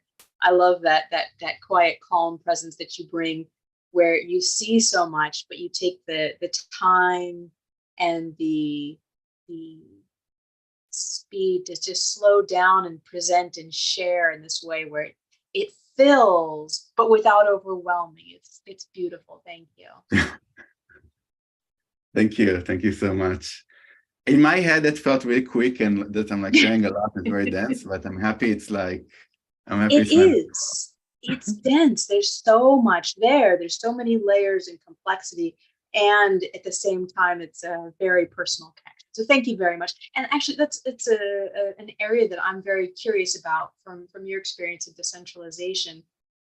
in the area of tech, in the area of blockchain, in the area of AI, it can feel so important to move fast. Oh, we need to get out this technology before they do, or it's happening now and it's so urgent that we make this big. There's this urgency and this pressure that of course leads to the temptation to centralization. It'd be just easier if we just get a team and get this done, right? So how do you look at slowing that down in the face of emerging technology and wanting to be out there first and best, and slow that down to having space to come together and create?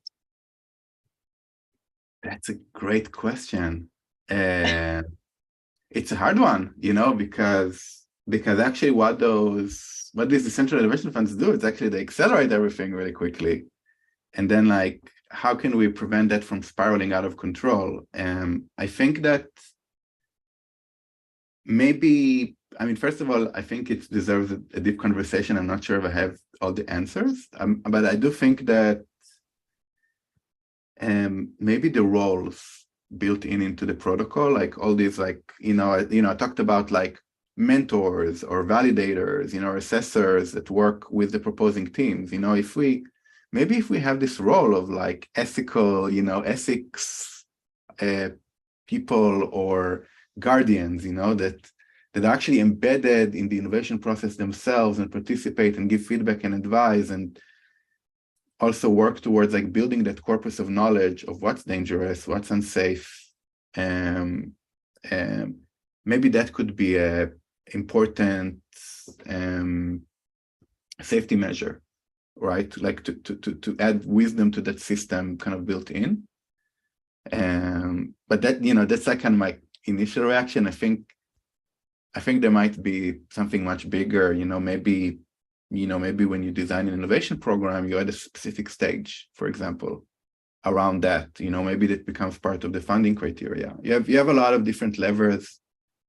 There's a lot of different levers you can use. It's interesting, I guess maybe one more thing about that one is, I think all these mechanisms can help with the known unknowns of AI, but we also have the unknowns of AI. And that's really by definition, it means we can predict it. It's going to emerge. So maybe some kind of a sandbox system where things get out of hand, they get out of hand within the sandbox and not out there. So not in the wild. not it. Yeah. But that's really, that's not my expertise, but that's such a great question. Yeah, you may be a conversation master within the ecosystem, right? That makes sure that we're keeping the conversation at the right speed and not trying to rush into or past. And somebody who's not afraid to bring up these unknowns. We tend to have a fear as humans of the unknown, or not want to talk about them so much as what we can do. And if we can slow down to look closely, what new can emerge. It's always so interesting to me too. Every time a team of individuals comes together and makes a project, makes a DApp, makes an AI system, it's kind of this extraordinary but everyday magic, that actually can happen, that we can manifest, that we can come to get together like that. It's such a gift to be in this space where we can nurture and we can enable this, that we can create the funding, the space, the systems, the support that let others pool their passions and pull off this small miracle. Do you know, I have another thought about this AI problem. It is a real imminent. The train is heading towards us right now. So I want to add something more. I think we humans, we need to start to create these systems of oversight. And I think that there is something with decentralized governance that is a critical piece to unlock that puzzle. And I would call it like that. I would call it the human sensor array. Let's call it like that. That every human has a natural right, okay, to have their voice heard, okay, and be able to broadcast to the larger network of humans about what's going on, if they're okay, if they detect danger, if they're, and that system has a built-in capacity, like to switch off an AI system if it goes overboard. And now with zero knowledge proofs, private voting, and the globalization, like the same way that blockchain enables like global accessibility to finance, okay, and that we're all participating in this network. If you just have an internet connection, it seems like global connectivity now is also unlocked. Like, I think creating this like human sensor array it's totally feasible, and could be kind of our like last best defense, but we need to start to like architect our systems to work with this. So again, just another Yeah, I would everybody say has everybody has the right to raise the flag and signal when there's a problem and it needs to be addressed, especially in these systems that are so scalable and so powerful, that governments try to protect us, and blockchain, if nothing else, has shown that people are very capable of do your own research, find out if it's a real project or something else. And the same here in this space. Instead of Italy trying to ban ChatGPT and other countries because of concerns and considerations, which is it's valid, that's the direction. But instead, people looking at and being attentive to how they're being affected, its own ethical system and what's going on there, instead of being protected, how can we be doing our own research and be raising flags, have that system where we can speak up about the AI systems that are coming online right now. Yeah, absolutely. Maybe. I like how you even slowed our conversation down. Thank you. I have a question from chat, actually from Swarm. So for a question for you, what would you recommend to support and facilitate the transition of power from an innovation fund, a funding entity, towards the community? I'm not sure if I got that, but even just the transition of power right now from SingularityNET, starting with Beep and our ambassadors, and now moving into this new arm of decentralized governance. How does that transition of power work? Yeah, that's a great point. Like that's a great challenge, and it happens on multiple layers. I think that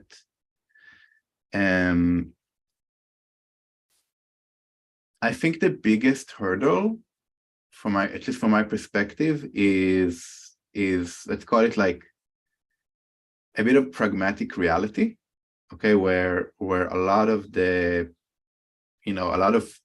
tendencies for like a lot of the founding institutions of blockchains, like that they hold a lot of the domain knowledge and know-how that, and also kind of like maybe some portions of the human capital that they're not quite feel comfortable at transitioning, decentralizing the power because they care. They want everything to run the best way possible. They want to be competitive and they want things to not break down. And I think that, and of course, like the more they do, is like they gain more domain expertise and more people come along. So it just becomes kind of worse over time. So I think that you have to make a kind of a mindset switch to reverse these dynamics and be willing to share outside, release all the knowledge and the strategy and the insights and the connections, and come and mingle and like be there for the community and train and grow the community members, like to basically build the capacity towards self-governance and I think that's not only like good for decentralization, but I think that would also be a signal where talent from all over the blockchain space would come to you, because they will see this is where people grow, where there's real commitment, what I talked about, this gut feeling. So I think that would become the next pragmatic way forward, and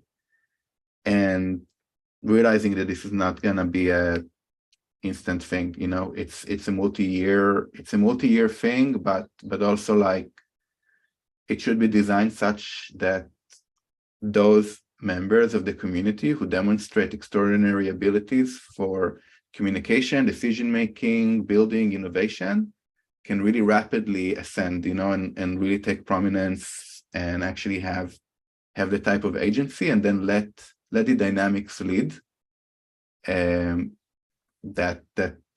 process, right? Like, so give the power to the individual, that like if you show up, you know, like the more you show up, the more you encourage others to show up and be that type of leader and be a driver, and you know, then the transition would happen faster.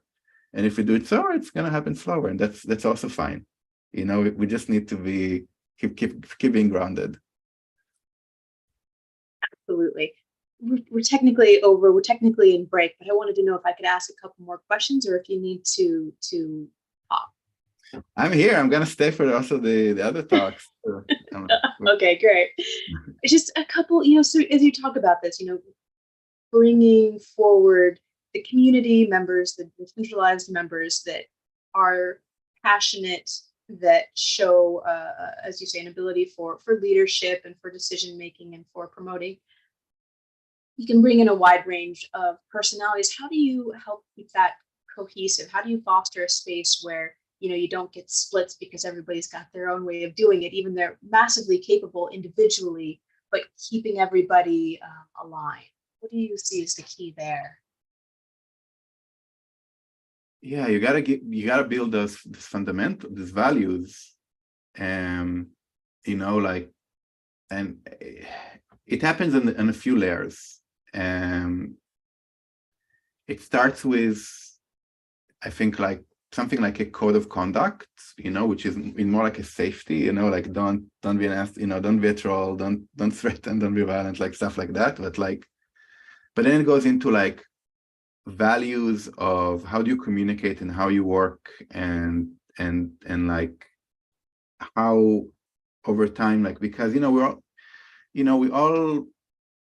all just humans on a timeline, you know, like, you know, we're not born perfect collaborators, and especially not in such novel system. It's going to take time to learn, but in order to start learn, you need to have you need to understand where you want to go. You know, what kind of culture, what kind of communication skills, you know, are needed and desirable. So someone needs to start and make the decision, kind of set the tone, and then people can choose if that works for them, or maybe it doesn't and they want to be somewhere else. And that's also, you know, it's also fine, you know, and that happens. And it's also good to reflect and iterate on these set of values and principles, like, over time.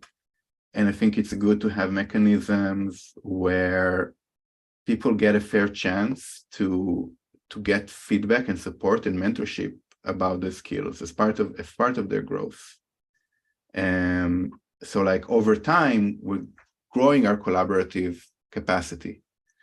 It's also tied down with like incentives and reputation. You know, these also can be connected to these specific skills. There's also, I mean, there's a lot to say. I mean, I know, Yeah. but also, like, you know, there's some voting systems that are more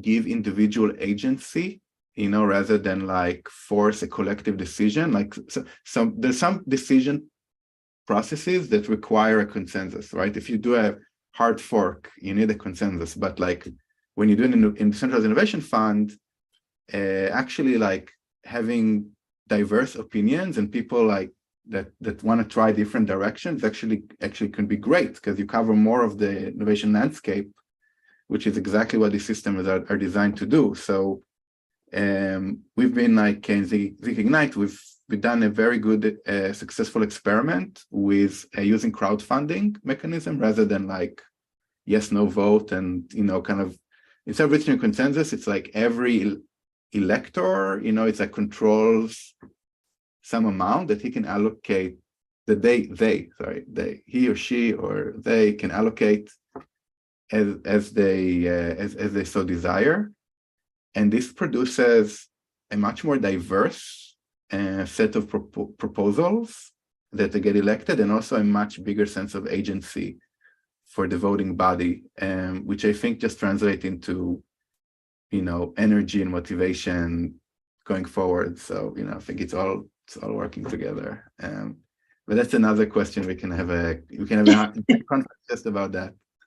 Yeah, absolutely, absolutely. I keep being struck in all these conversations about the way that, decentralizing AI and crowdsourcing the wisdom of the planet to create real solutions, as we were talking about with Bethlehem earlier, real solutions for crop diseases in Africa for the farming, or for real estate in Southeast Asia, to address their specific legal structures. Crowdsourcing these AI solutions is so critical locally, but also bringing in these decentralized organizations is the same thing with people. Crowdsourcing the wisdom of how to govern, of directions to take, of experiments to take, and letting all these different pieces emerge, combine, disassemble, as you say, until the natural wisdom trickles up to form the best systems that we know.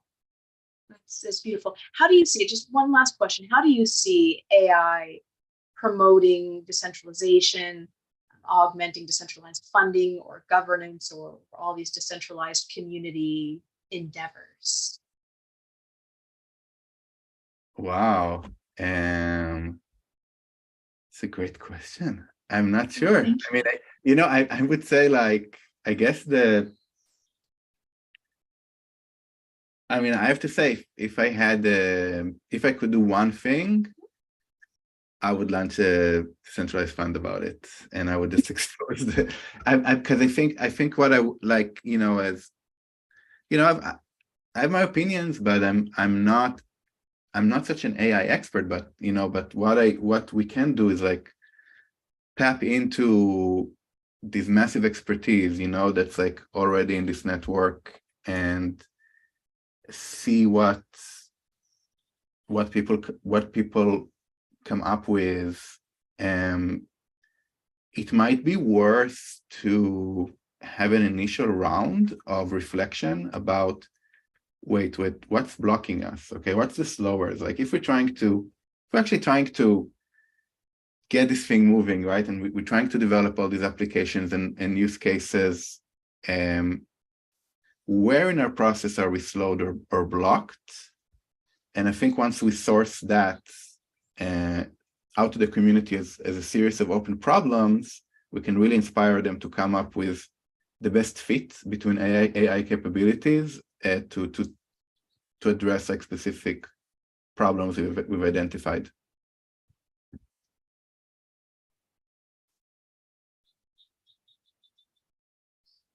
I like that.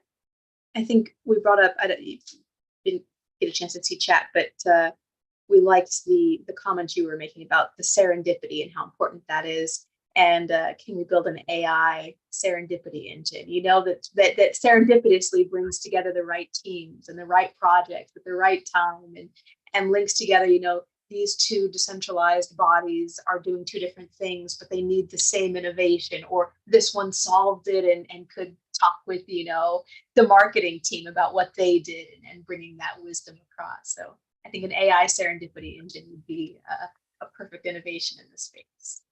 I'm going to ask one last question from the chat. So Swarm asked again, Dor, you had quite some awesome experience in innovation and DLT spaces. How did these experiences change you on a personal level? What a personal question. Right, so let's see. I think the biggest change, if I had to put one, changed in many ways, but to make it short, I used to be a believer in decentralized governance and is like, I used to be a big believer, and I actually transformed into be a big knower. That I know it works, and I know it's happening, and I know it's inevitable, and that makes a really big difference. Right. just like how I build, just like how I manage myself and build around the world, and the sense of confidence that I have, that made a huge difference for me. And I think maybe I can't like not mention all the good collaborators and friends and connections that I made along the way. That was so critical, because I think there were so many of us holding these ideas, but maybe we were a bit isolated, or maybe we didn't have this like overarching structure to bring it to life, and now we do. So I know, so I feel just like more connected. That's nice. Instead of a hope. Instead of a hope, I would like decentralization to be a thing. You have a trust and knowing. I've seen this. It works. It's beautiful. The best really does flow up magically on, again, the everyday magic, right? Thank you very, very, very much for your time, for extending your time, for sharing your dense expertise in a way that really distills down and gives guidance to our community, to our leaders, to ourselves, and being here and sharing today.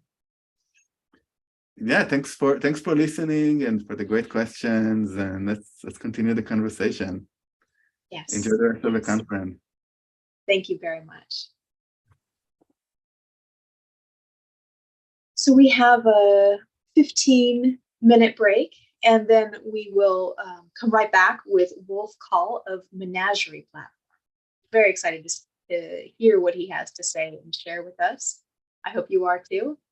We will see you in 15 minutes.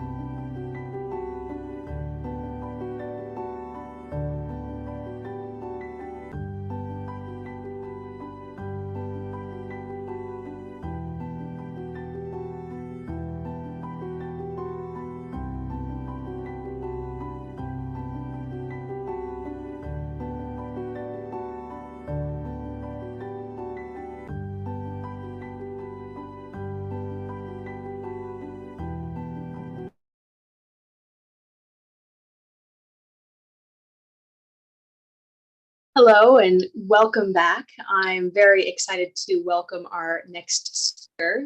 I hope everybody could hear me. I'm very excited to welcome our next speaker, Wolf Call. Thank you all and welcome back. He's the CEO of Menagerie. Menagerie is a community management system where you can build clubs, corporations, DAOs, and nonprofits for the decentralized world of Web3. Wolf is a community builder, an entrepreneur, a technologist, an author, a public speaker, and an expert at the intersection of law, business, technology, with a focus on emerging technology applications in a broad array of industries, decentralized infrastructure, digital asset, DAOs, NFTs, and smart contracting, as well as private investment and fund regulation and compliance. So his talk today, he'll be presenting the Menagerie platform, Decentralization as a Process. So welcome very much, Wolf. Glad to have you here today, and I'll turn it over to you. Hey, thanks for having me. Thanks, Haley, for this kind introduction. Can you all see me?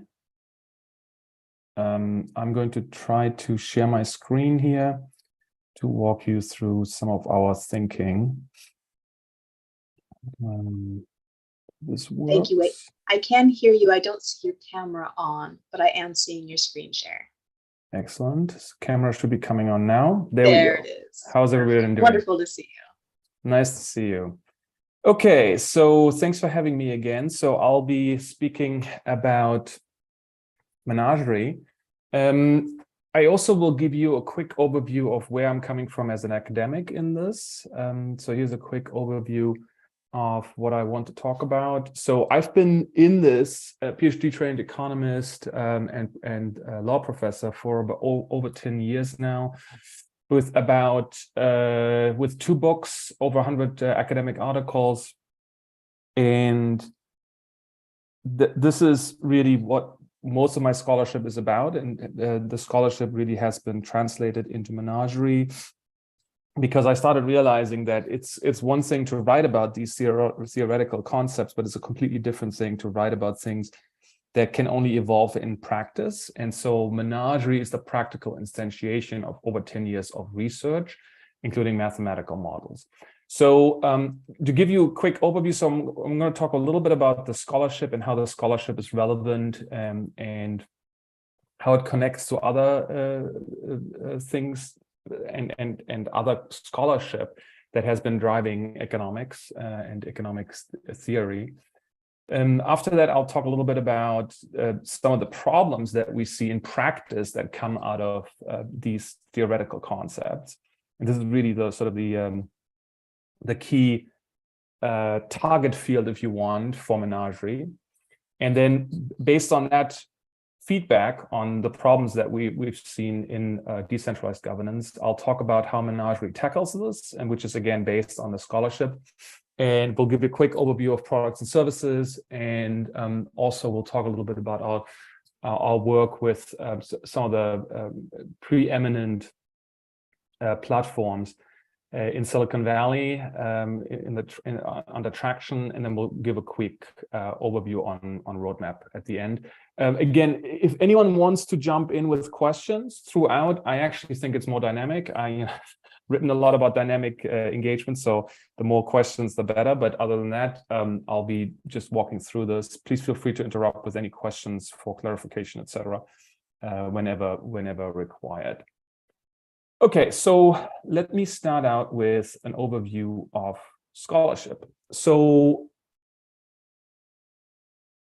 most, if not all, economists have dealt with some form of Ronald Coase, the firm, in their practice, or at least know about it, right? So what is the biggest articles here: nature of the firm and the problem of social cost, the issue of transaction costs, and how transaction costs minimization necessitates creating corporate and other entities to optimize transaction cost minimization in contracting, right? So this is Ronald Coase, Nobel laureate, and then as of 1937, right? So it's almost 100 years now, and this has been driving economic theory for the past 100 years, right? And then we see new institutional economics which is how I was trained, coming in the 70s and 80s with Eleanor Ostrom, Oliver Williamson, and Douglas North in '93,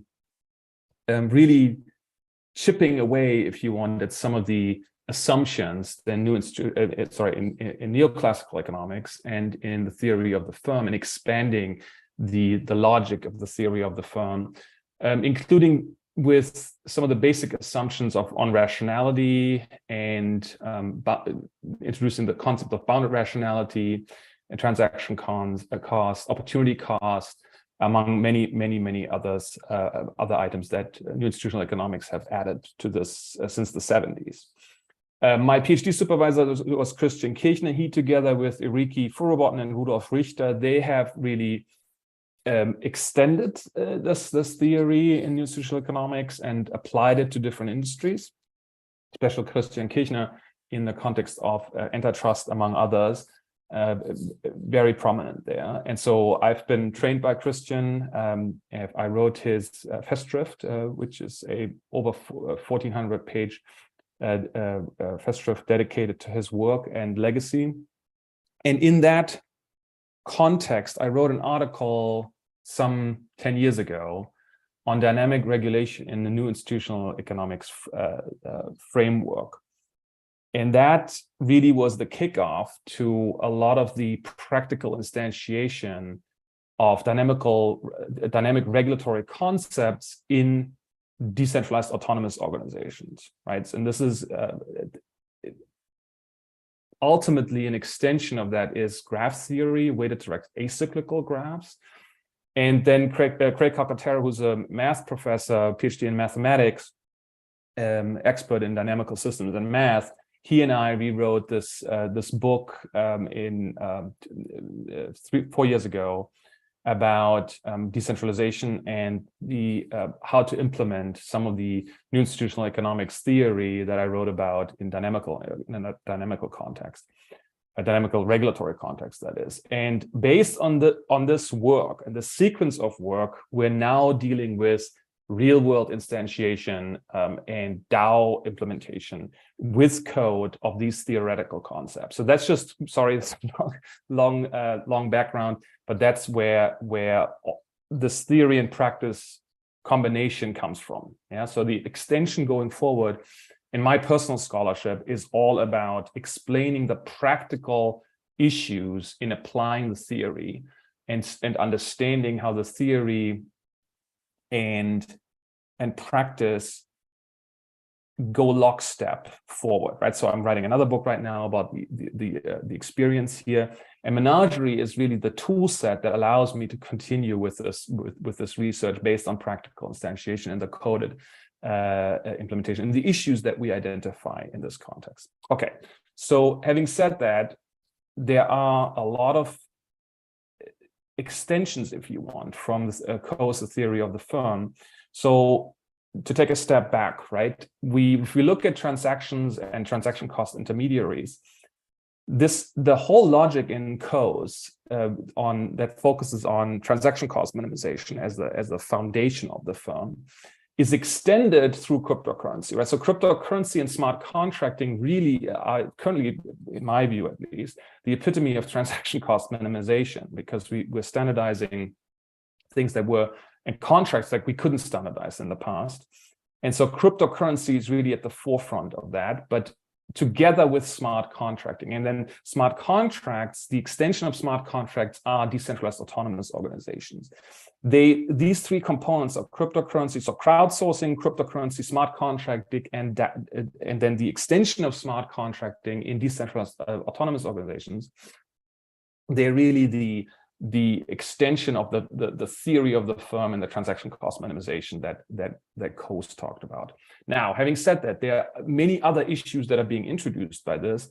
Among them, of course, the issue with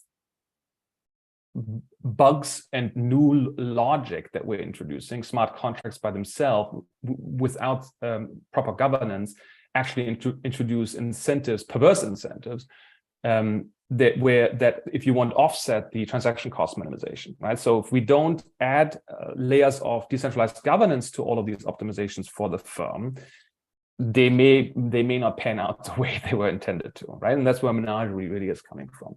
So Bitcoin, everybody talks about this. This is a very old slide, but it still rings true today.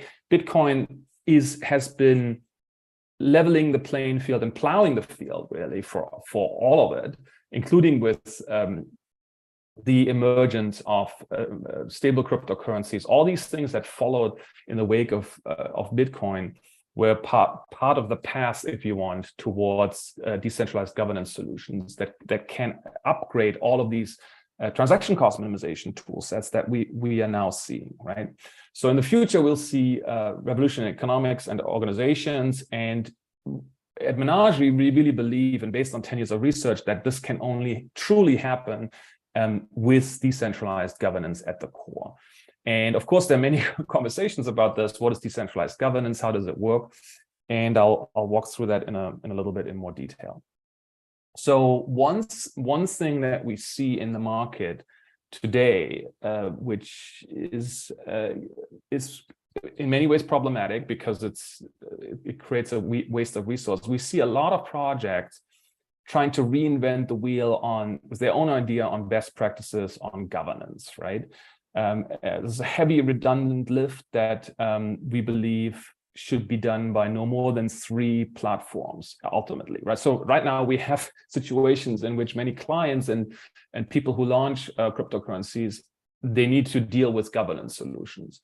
And often what happens is we see talented people getting together and combining old concepts without really looking at the universality of what they would need to create, right? So it's a very typical engineering concept to combine existing frameworks and create new solutions based on that, without truly thinking about the universality of what they're creating and all the issues that can come out of that. So what we've seen is that, for instance, a lot of the layer ones that are currently very popular and who are among clients for Menagerie, they have 5-7 years ago hard-coded in many cases governance solutions, right? And without looking at the different elements that couldn't be anticipated, right? So at the time it sounded reasonable, but now we're seeing a lot of these problems resurface, and I'll talk a little bit more about that later. So one of the things that are important to understand is that the ecosystem right now experiences a lot of waste that comes out of systems and platforms trying to reinvent the wheel on governance, right? So these investments of time and money in many ways detract from the actual project mission, and they shouldn't have to do that, right? So if there were 3 solutions for governance that projects could select from that are true governance, not existing solutions with centralized governance, then we would see a lot of these projects very likely proliferate with their mission, right? Without having to dive themselves into governance solutions, right? So as we were building this, a lot of these projects, what we see is this split between pure and hybrid, right? So do you want to create decentralized solutions for community governance as a goal in itself, which we at Menagerie believe it is a goal in itself because it dictates all of the long-term outputs that the community can generate. So governance is not a bug. It's not something you slap on at the end. It's the cause itself for us, right? But obviously, there's different communities that need governance, but that don't look at governance as the core of their mission, and they benefit from having ready-made governance solutions available. And so what we see is this combination of purist perspectives on governance versus hybrids, right? And the more you compromise on the decentralization in governance, often what we see is the more you compromise the longevity of projects. And we've seen this in all the crypto winters so far.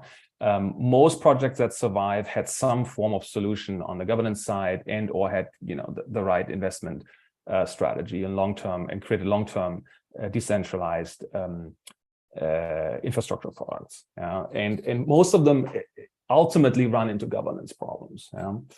And so then we have also this top-down versus bottom-up approach, of course, where we see legal wrappers being used in new generations of decentralized autonomous organizations, and where the legal wrapper really becomes the end all to the community, right? That's, if you want, the reintroduction of centralized elements into decentralized solutions versus in a bottom-up environment where the legal wrapper really takes order from the decentralized governance that comes out of the community, which is the menagerie model, by the way. Yeah, and we just don't see that right now in a lot of communities successfully implemented. Yeah, and again, coming out of this reinvention of the wheel with their own ideas of best practices. Yeah.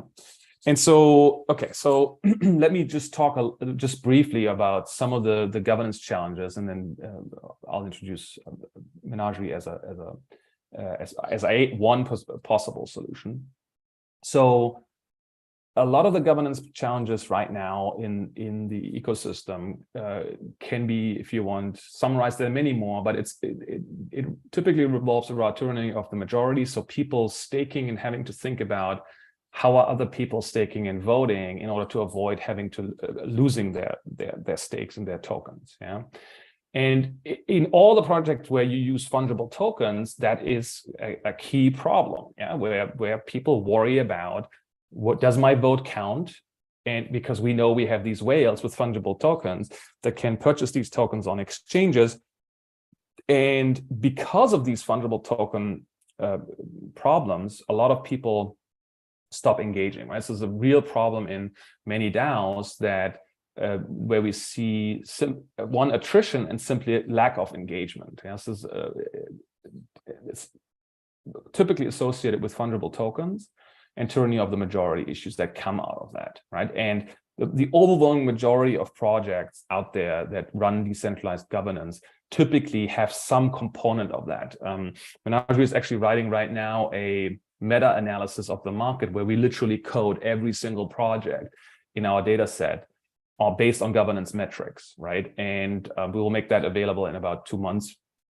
A lot of work went into that. It took us over 6 months with a team of 25 people, just analyzing and showing where the market right is in terms of governance and the challenges that most of these projects experience.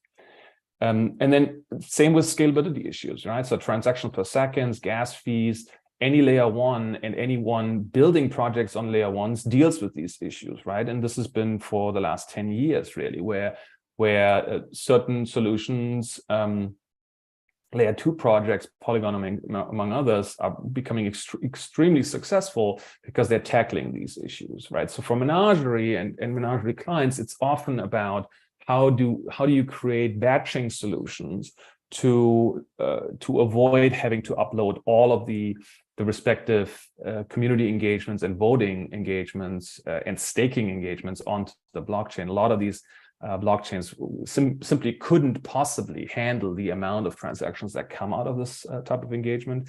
That depends a little bit on how you calibrate it and how you set this up. But that directly relates also to interoperability barriers, because many clients actually do not want to commit to a particular layer one. And we see a lot of these silos right now with some of the very, very prominent layer ones competing with each other without necessarily thinking about multi-chain solutions. And ultimately, this ecosystem can only truly grow with multi-chain solutions, right? So this idea of layer ones competing with each other long-term, in many ways seems silly, but that's currently the status of affairs, if you want, right? And then, of course, security risks in governance. That's really where my scholarship came from 10 years ago. I really wasn't interested in building something that could be Sybil attacked, and so the entire logic of what I've been doing for the last 10 years has come out of a recognition that attack-resistant systems, that's the front and center, yeah, of what we do. And yeah, so that's a lot of systems can scale, and once they start scaling, they will experience many more attacks that they hadn't actually talked about or thought about. And so that's something that's very near and dear to my heart, to create systems and solutions that actually are attack resistance even when systems scale, right? Okay, so one very big ticket item for problems in governance is, and we see this with many clients that who want to set up, quote, set up and not let evolve communities, right? So we've seen many products and IP ownership that where Web 2 technologies, Facebook among others, Reddit, have created literally millions, hundreds of millions of revenue for themselves out of existing IP products where people build communities around these products. But these communities on these platforms evolve naturally, right? So when you start talking about top-down incentivized communities, it typically doesn't work, right? We see common reasons, typically a lack of authenticity, but people just pick up on it and they don't feel included, and there is no natural tie-in, right? And then the misalignment of incentives, failure to recruit, motivations, all of these problems then kick back in, right? And so that's very important for Menagerie and Menagerie clients to be cognizant of this if and when they start community building. So let me just wrap up on some of the challenges that we are seeing for DAOs. So governance and incentive failures, I talked about this earlier. It's rampant. People, different projects sort of reinventing the wheel, setting up their own governance structures without truly understanding the universality of what all the issues that can come up on and come out of this. Foundational flaws, typically catalyst identification. So who gets to run and start a community under what terms? Yeah. What we see often is people who run communities, they back into existing centralized logic with, you know, committees that run things and foundations that have boards. And guess who's on the board? The whales, right? The whales on the board. Those are typically non-starters in terms of governance, long-term governance logic. And we see a lot of projects struggling with that. And then from that, of course, if you use this logic, this foundationally flawed logic, you often end up with poor engagement from the community, right? Because why would you engage if you know that the whales can outvote you with one person, one vote, or by the amount of tokens that are available in a given community, right? So why would people engage? And that's exactly the type of thing that Menagerie is addressing. And of course, you know, we've seen 2018 and of course last year and before, rug pulls and key man risk are rampant. You know, we see this all the time. Who controls the code? Who controls the wallets? How are the wallets operated, et cetera, right? And underlying for this is really this flawed concept of decentralization, lack of disclosure, and securities failures.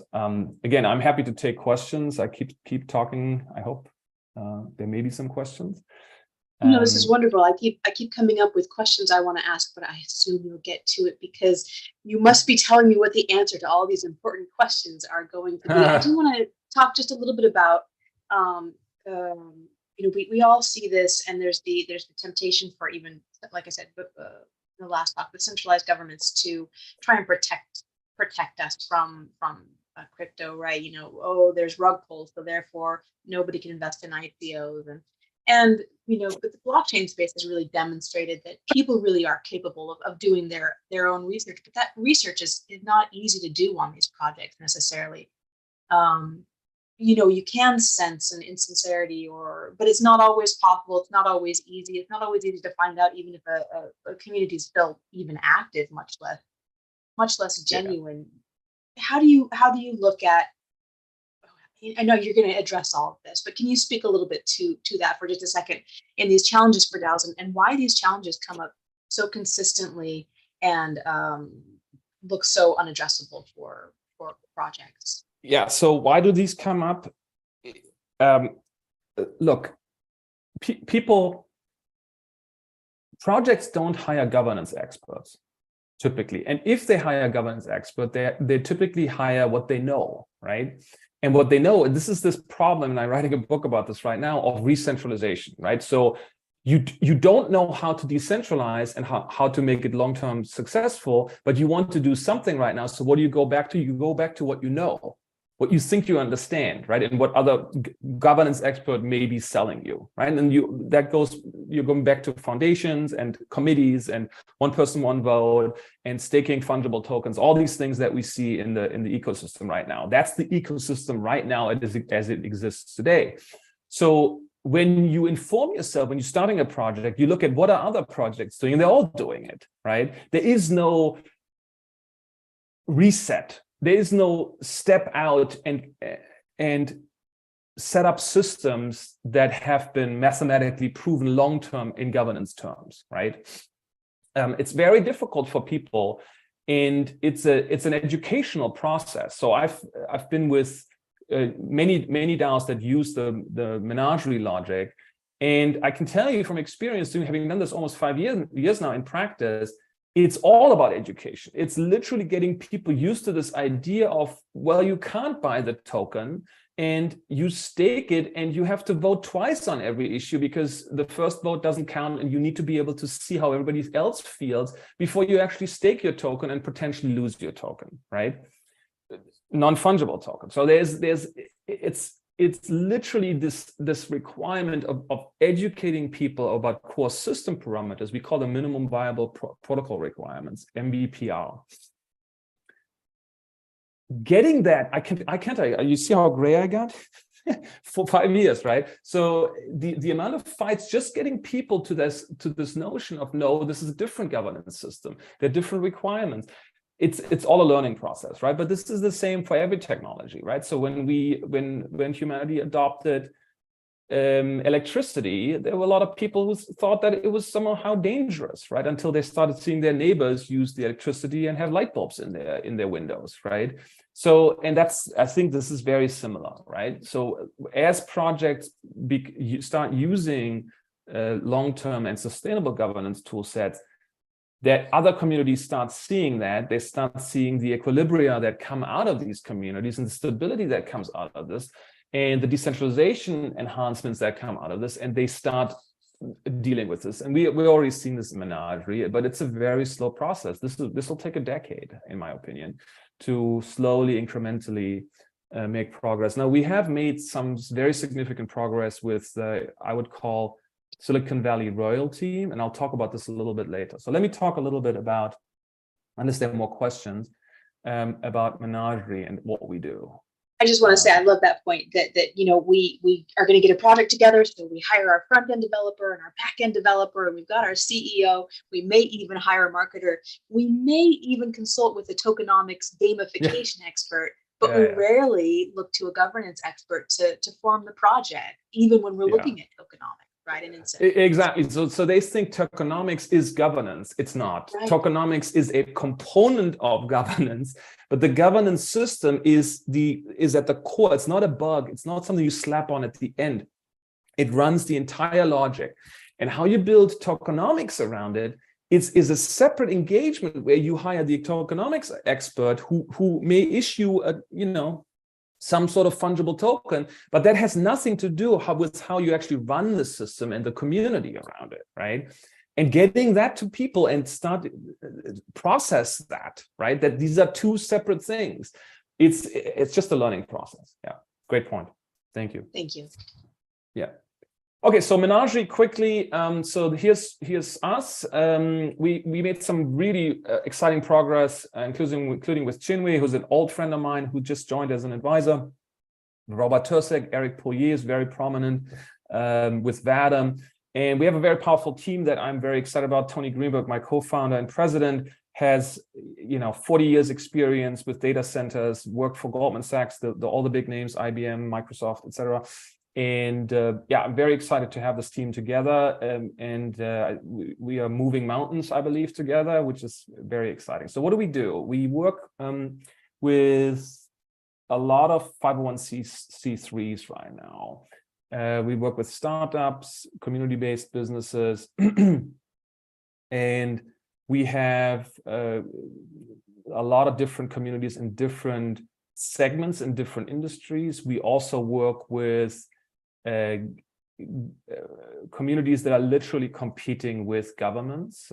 I don't want to say names, but there is some governance, especially in Africa and among others.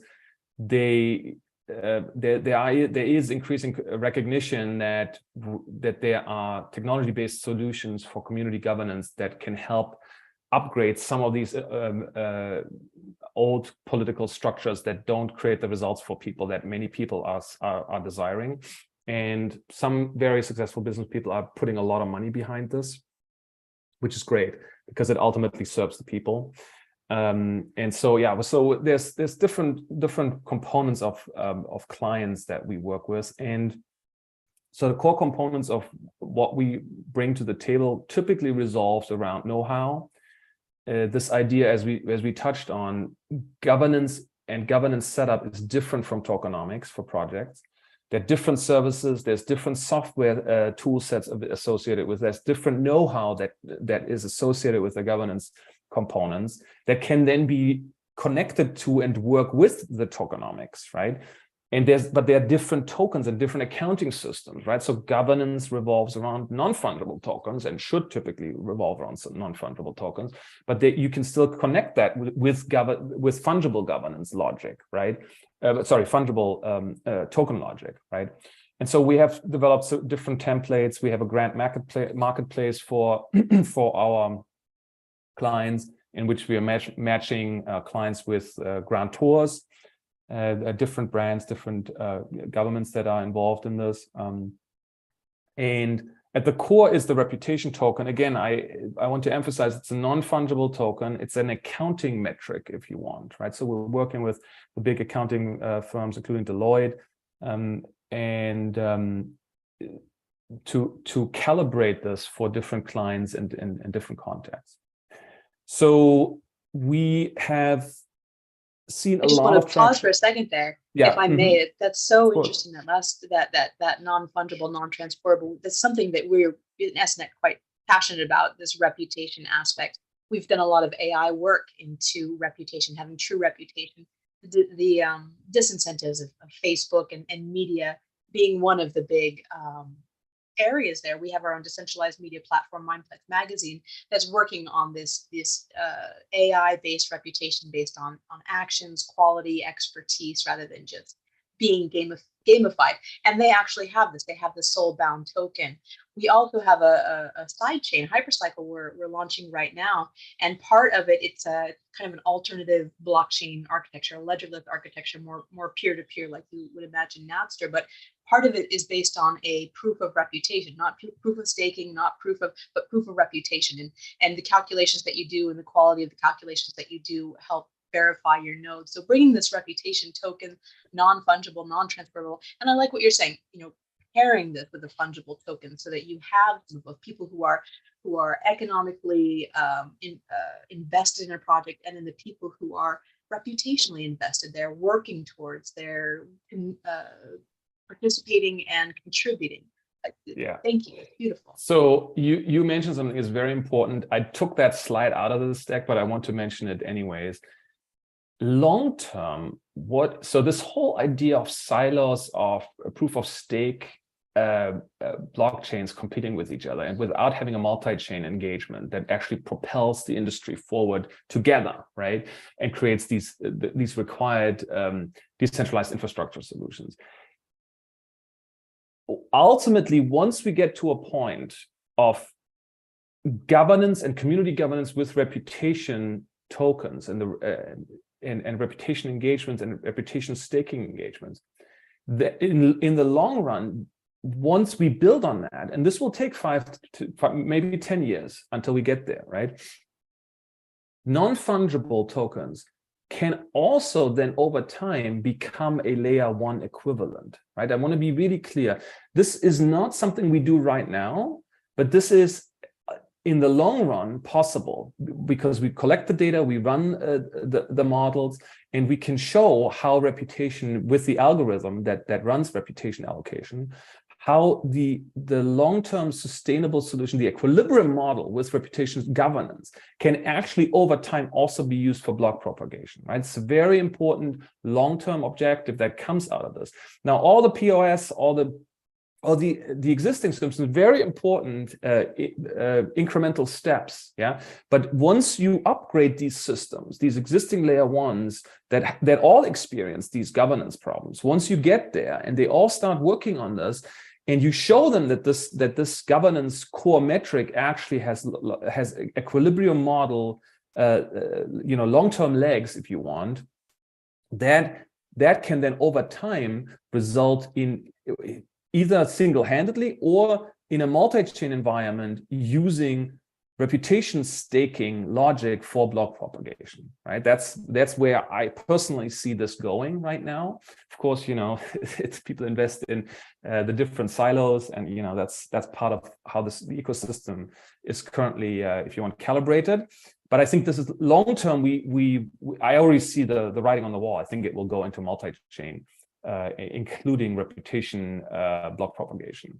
But okay, let me just talk a little bit about where we're coming from. So we're currently looking at an extension of over 85 years of research that we are using.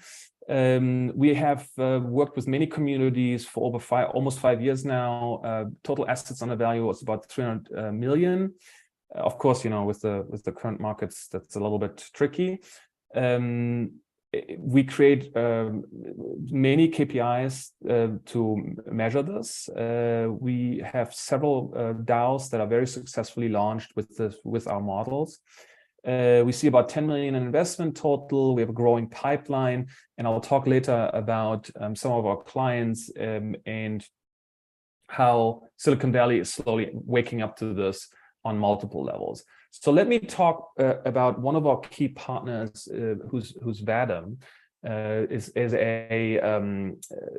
a metaverse company that is using Menagerie right now, and I want to give you sort of the vision of where this may go. So at some point in the future, we will have almost every single Web2 flat platform will have some form of a metaverse extension, right? So there may be a button on a web Coca-Cola web page that says "Come inside," and then you enter, and we have this on the Menagerie site right now, which is a Vadim metaverse, where you click on the button and it says "Come inside," and then all of a sudden you're in a metaverse environment. Now this may be through optical enhancements, or it may just be by looking at a computer. There's different ways of doing this, but as the metaverse evolves, there are many different. The metaverse really is about communities for us, right? There's individuals in the metaverse, but it's also how people engage with each other, right? And so that's Menagerie in the metaverse through Vadim and other partners. And this is the bottom right, right? So there's this logic of earning rep and creating communities in these metaverse environments, but they are connected to the real world. So there can be points, there can be badges, there are different logic. There's different logic that we can apply here in creating communities in the metaverse. And I already spoke about some of the layer one clients. Again, many of them have used hard-coded governance solutions that are almost a decade old, or have been upgraded also with hard-coded solutions. And there's no dynamical elements in that. And they all are typically based on fungible tokens, which creates the whale problem, which creates the issues with tyranny of majority. And so these problems are slowly being addressed through pilot projects, different DAOs on different layer ones, experiencing with new governance solutions that often come out of Menagerie. And so those are sort of two key components, yeah, that's of our work right now. And so I know we're going to run out of time very soon. So let me just go through this quickly. Key components for us at the core is always community as a service, yeah, with the respective community as a service license that we're offering to any ecosystem, any client really. There's a grant matchmaking engagement for our clients in different ecosystems, including fiat foundations that are issuing grants in legacy systems. And most of this, of course, starts with consultancy, because, as I said, it's typically the educational component is overpowering for at least 6 months. Typically, it depends on a little bit on the system and the client. Yeah, so those are our sort of key perspectives on this. And so, community as a service, we ultimately think that this is leading to forms of reputation economies where different communities engage with each other and this is a sort of horizontal scaling engagement. Yeah. I'm going to go through this a little bit quicker. The community as a service license that we have is typically revolving around the Menagerie voting engine and the key logic of the algorithms and the reputation NFTs that we're using. And consultancy, again, is at the heart of this. Grant matching is one of the ways to help our clients get into the ecosystem. So before I wrap up, and I think we have 5 minutes for questions. We actually don't have another talk, so you can take a couple minutes and yes, we're good to go. Great. Yeah, great. Okay, so let me talk a little bit about where we're at. So I spoke a little bit about VADM. There are different forms of partnerships, and we're evolving these right now across different ecosystems, and including different layer 1 systems. So on the IP side, we have the full DAO platform, the on-chain and off-chain engagements for client, the attack-proof governance. Again, that's where I came from 10 years ago. I wouldn't be in this business if I didn't think about attack systems and long-term equilibrium models. We license the voting engine. We have Reddit-like reputation forums, very important as a pre-screen for communities. The forum is really the heartbeat, if you want, of any community, and the existing forum technologies that we see out there, they don't typically have a reputation accounting system that gives long-term incentives for communities, and that's a real problem, right? So this is one of the key components of what Menagerie is developing and introducing. And as I mentioned, we have the metaverse integration model. We do believe that the metaverse will be a long-term staple. And metaverse really is about communities and incentivized structures for communities in the metaverse. We also have spent many years on the legal model that I'd be happy to talk about as well. One thing that is really important here is the internal governance is only as good as it is connected to external governance. So the congruence between legal wrapper governance and internal community governance is very, very important, right? So how you connect the internal governance logic and the level of decentralization there with the external legal wrapper governance, right? And how they interact with each other is extremely important. There are still many people out there who believe that code is law and they can run all of this through just code solution. I don't think it's in the long-term interest of our clients to take that risk in this current environment. So we're very happy. Again, we're not providing legal services, but we're very happy to make the introductions to the correct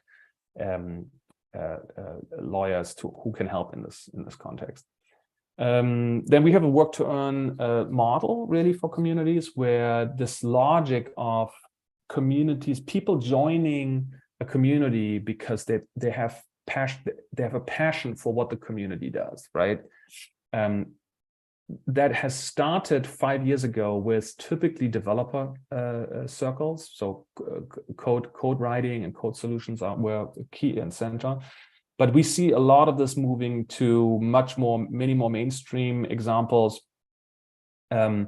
where people meet and engage with each other in these incentivized systems through repetition staking engagements, right? So community as a service is part of that. We have the incentive design, the catalyst identification is very important. How do you find your catalyst that then propel the community forward is a key component of how communities actually can and have to evolve. And community seeding is part of that.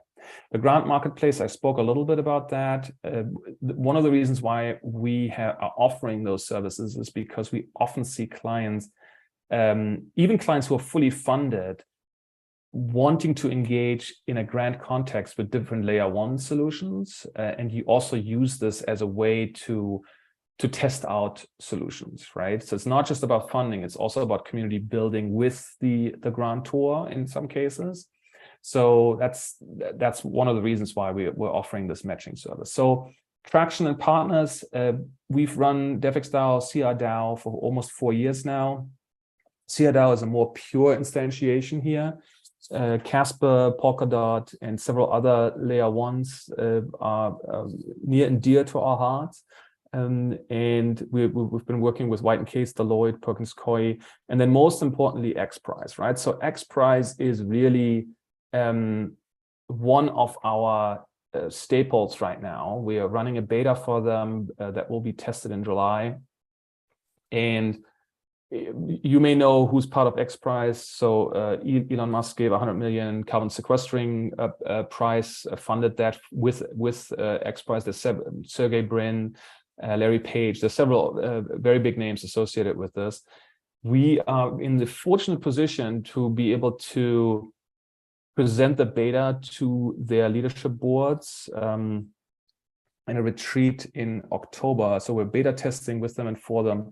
And we believe that these governance solutions that XPRIZE is using for its communities, and there's carbon sequestering, there's the green oceans, there's so many communities that XPRIZE will be running through this in Menagerie. So it's very exciting to be involved with that. And so with that, let me just talk a little bit about timelines. What we're doing here, we have as I said, the beta testing starts in August, and then we have different. So just to be clear, this is the extended version. So we have many communities that are live already. Some are on databases, some are on chain. But the upgrades in Menagerie 2.0, that's the beta testing we're doing right now, and that's what's all going into XPRIZE, which is very exciting for us. We announced this at World Economic Forum 4 months ago, and so it's on the webpage. With that, I'll end here, and I'll be happy to answer any questions. Sorry if I went a little bit over time. Thank you. It was wonderful. Thank you very much for being here to share your expertise and everything that you've learned in building this practice, this platform, and your research and experience, what you've seen in this space. I think it is so important what you were saying, that these new organizations or old organizations that want to decentralize, that we have this expertise in this space to where we can start to trust these new structures and these new opportunities and not fall back on what we know, where corporate backgrounds we may have come from. Even our education systems has very much the centralized component that we get trained into. And it's easy to fall back onto the efficiency or the perceived efficiency and knownness of our current systems. So having this out there, having this expertise, having platforms, having people sharing what they're learning instead of everybody inventing the wheel is so important to growing that level of trust and accelerating the implementation and the growth of these systems. So thank you very much for being here, for helping with our growth. I do want to dive into a couple things. I do want to say, though, this is the last talk in this room. So anybody who isn't looking at your schedule, there are talks starting in track 1 and track 2. Grace Rachmani will be speaking shortly, as well as Chris Baird. You can go to the Decentralization Summit site, you get the schedule, get the links. We have a bunch of great talks going on in there, as well as bringing the community back together to the main room at the end to have kind of a group discussion. But if I may take a little bit more of your time, Wolf, I want to look at, if you can, what do you see as the most important incentives for participation within DAOs to bring community together, a longevity, a community that's going to stay and participate and contribute, that aren't whales, but that are going to come together to form this organization? Yeah. So look, there's an ideal state, and then there are increments towards the ideal state, right? The ideal state is a very close-knit community of super experts in a given expertise. Yeah, there, for instance, in code, right? There are 10 people around the world who know certain types of code so well that only those 10 people can talk to each other, right? Now imagine, so this is the, if you want, the nucleus of the perfect community, and we're nowhere near there right now, right?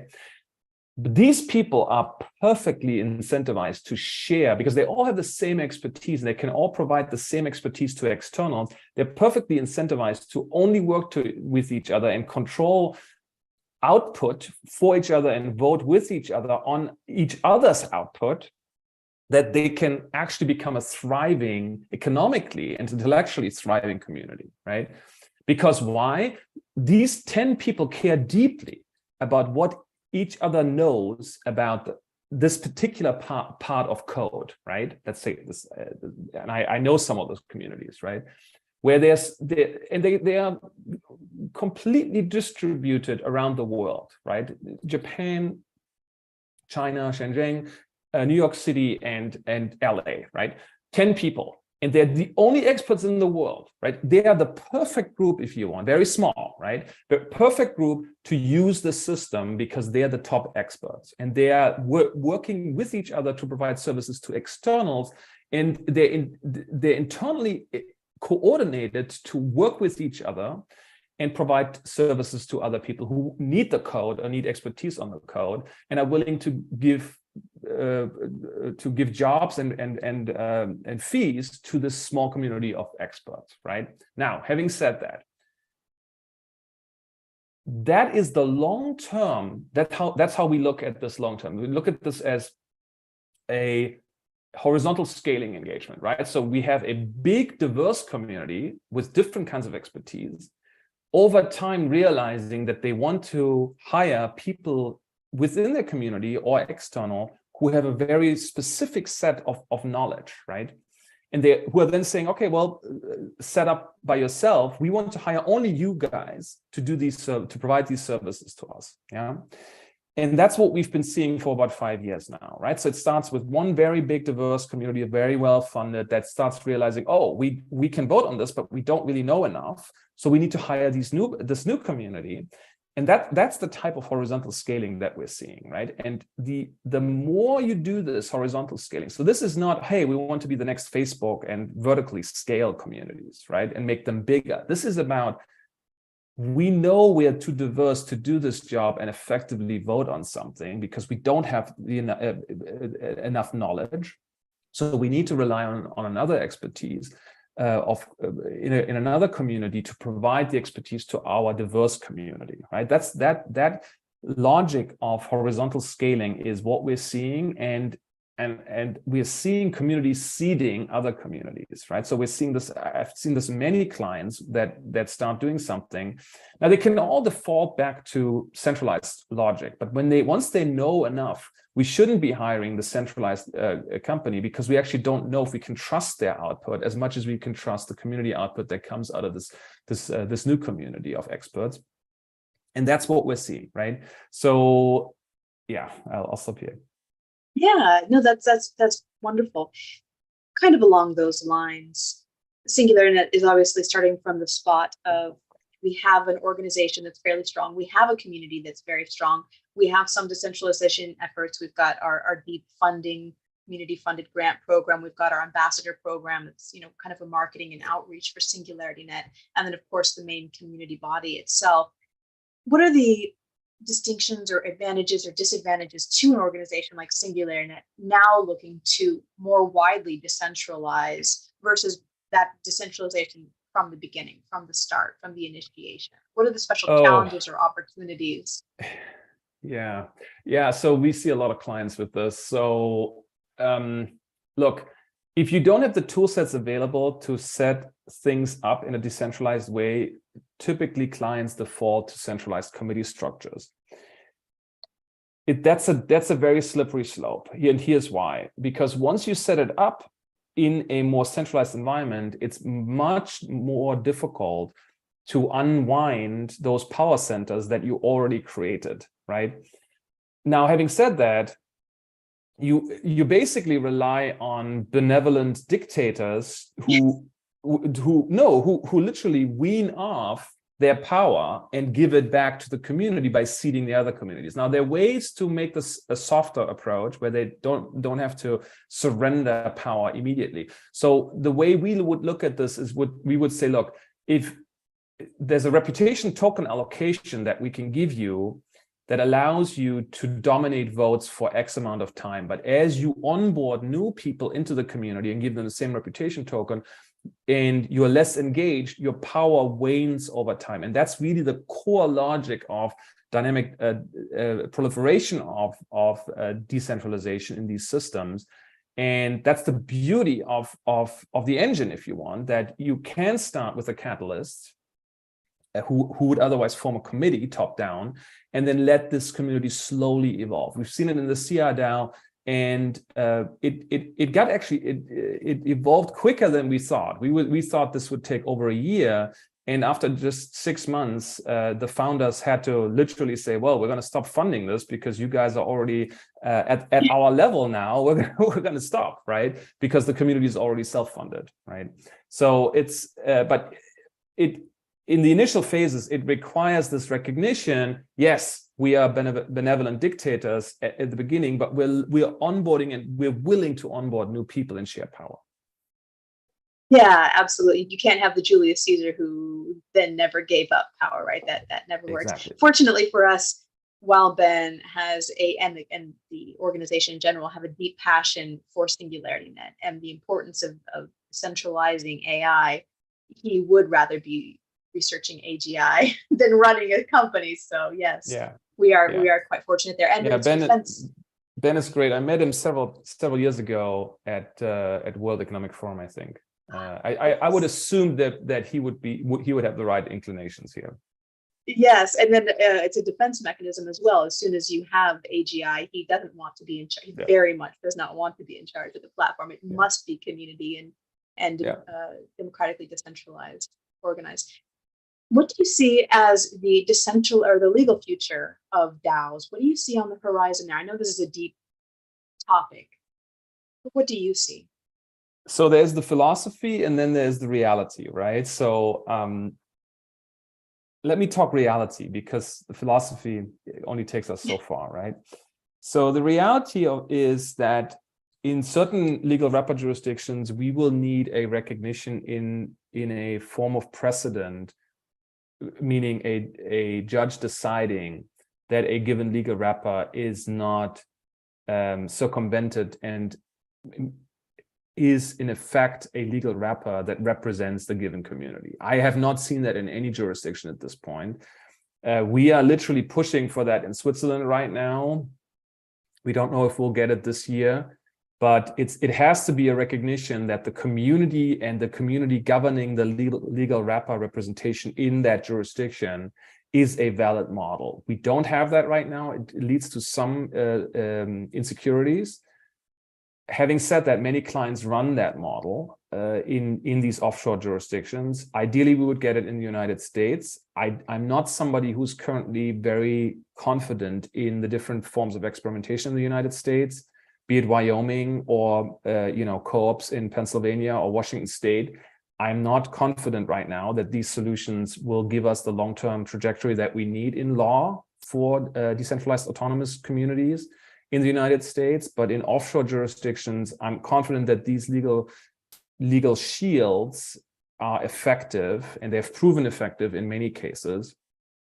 And once we get an offshore jurisdiction recognizing a legal DAO wrapper, and in the context of a partnership claim, right? So this is always the threat, right? The respective DAO will be deemed a partnership with joint and several liability for all the people in the DAO, which means the legal wrapper was superfluous, didn't exist, and then everybody is on the hook with liability. So we haven't seen that. We have several. A month ago, there was another decision in the United States, I forget the name, where they exactly came out that way and said, no, it is a partnership, right? And so with that said, I would advise anybody, I'm not giving legal advice, but in the United States, it's right now not at the status of legal protection the way we would like it to be.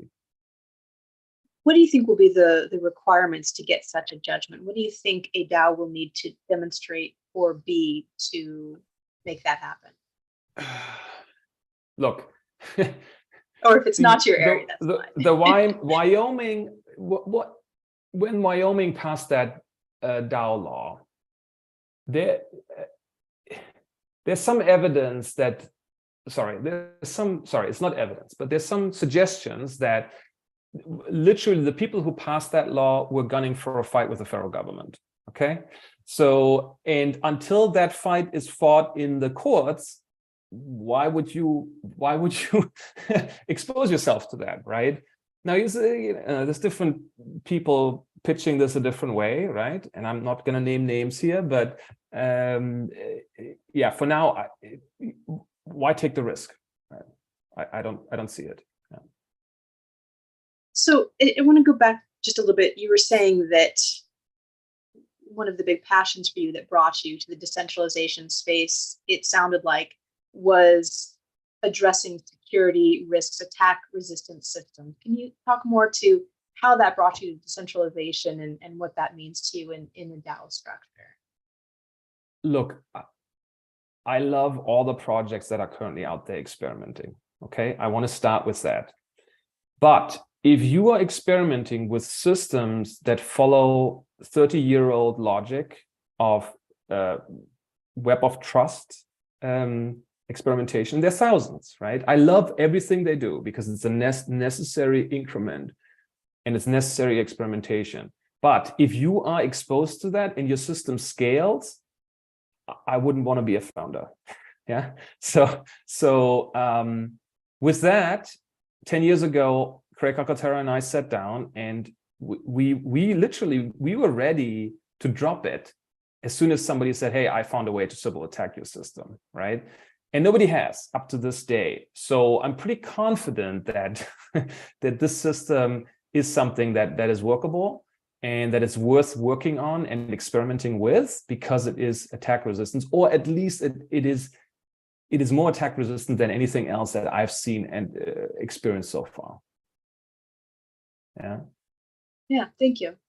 And then just to wrap up a little bit, we are an AI organization, and we're always looking for like with the reputation, how can we do implement systems for scalability and efficiency and communication with AI that help foster some of these decentralization and these ideals. Have you seen, what do you see as possibilities and potentials for AI in the decentralization space, and have you seen examples of that? Super important. I'm a firm believer in AI becoming an integral part of human-based, decentralized autonomous organization proliferation. It's absolutely in a sense. So there's a lot of people who are talking about all the threats. I see AI as a key component for proliferation, as a key helper including for attack resistant analysis, right? So if you're setting up your system in a way where you didn't follow best practices, but you're experimenting, or there were political compromises you made, AI should always run in the background and run a risk profile analysis, right? And attack system analysis. All these systems, they all need it. As a matter of fact, I'm a huge proponent. I mean, 10 years ago, we had the first AI who became part of a board or had a board seat and advising, right? This is as these decentralized community systems proliferate, AI is absolutely essential in helping upgrade these systems and make them run efficiently, including with proposals for the community, making vote recommendations, voting on it. All of these things have to happen, and the system cannot proliferate without AI. Yeah. I'm always so fascinated by the ways that both blockchain and AI have this amazing synergy and shared way of both opening opportunities on a global level and at a very micro level as well. So blockchain has the opportunity to globalize projects. We can all collaborate across the planet to work on these amazing decentralized organizations, and AI as well, enables that collaboration and opportunities to work together on a global scale. And then at the micro level, enabling the service economy, this gig economy, and hyper localization and decentralization in that way, not reliant on the central statewide or citywide services for car sharing. You can have a little group or work directly with individuals. It's so interesting how both of these technologies are so key to both that on both scales, opening opportunity. Absolutely. Well, thanks so much for having me. This was great. Really appreciate it. Thank you. Thank you. And if I can answer any questions, people can always ping me on the social media stuff as desirable. Thank you very much. We very much appreciate your expertise. And we look to seeing and talking with you more as we move into this space. Hey, thanks so much. Thank you. Thank you. Take care. So we'll go ahead and this room is completed for the day. Thank you all very much for joining us for these amazing conversations, these amazing speakers. I hope everybody got as much out of it as I did, as we did. I hope that we can take these lessons, these themes moving forward from decentralization in theory or in hope to decentralization in practice, in action, in our community. The other two tracks, like I said, are still open, so pop to the website. You can find the YouTube links for the other two rooms, and we look forward to seeing you there and at the community session at the end, where we'll all get to come together and have a discussion about what we learned today and what we want to bring forward. Thank you very much. Bye.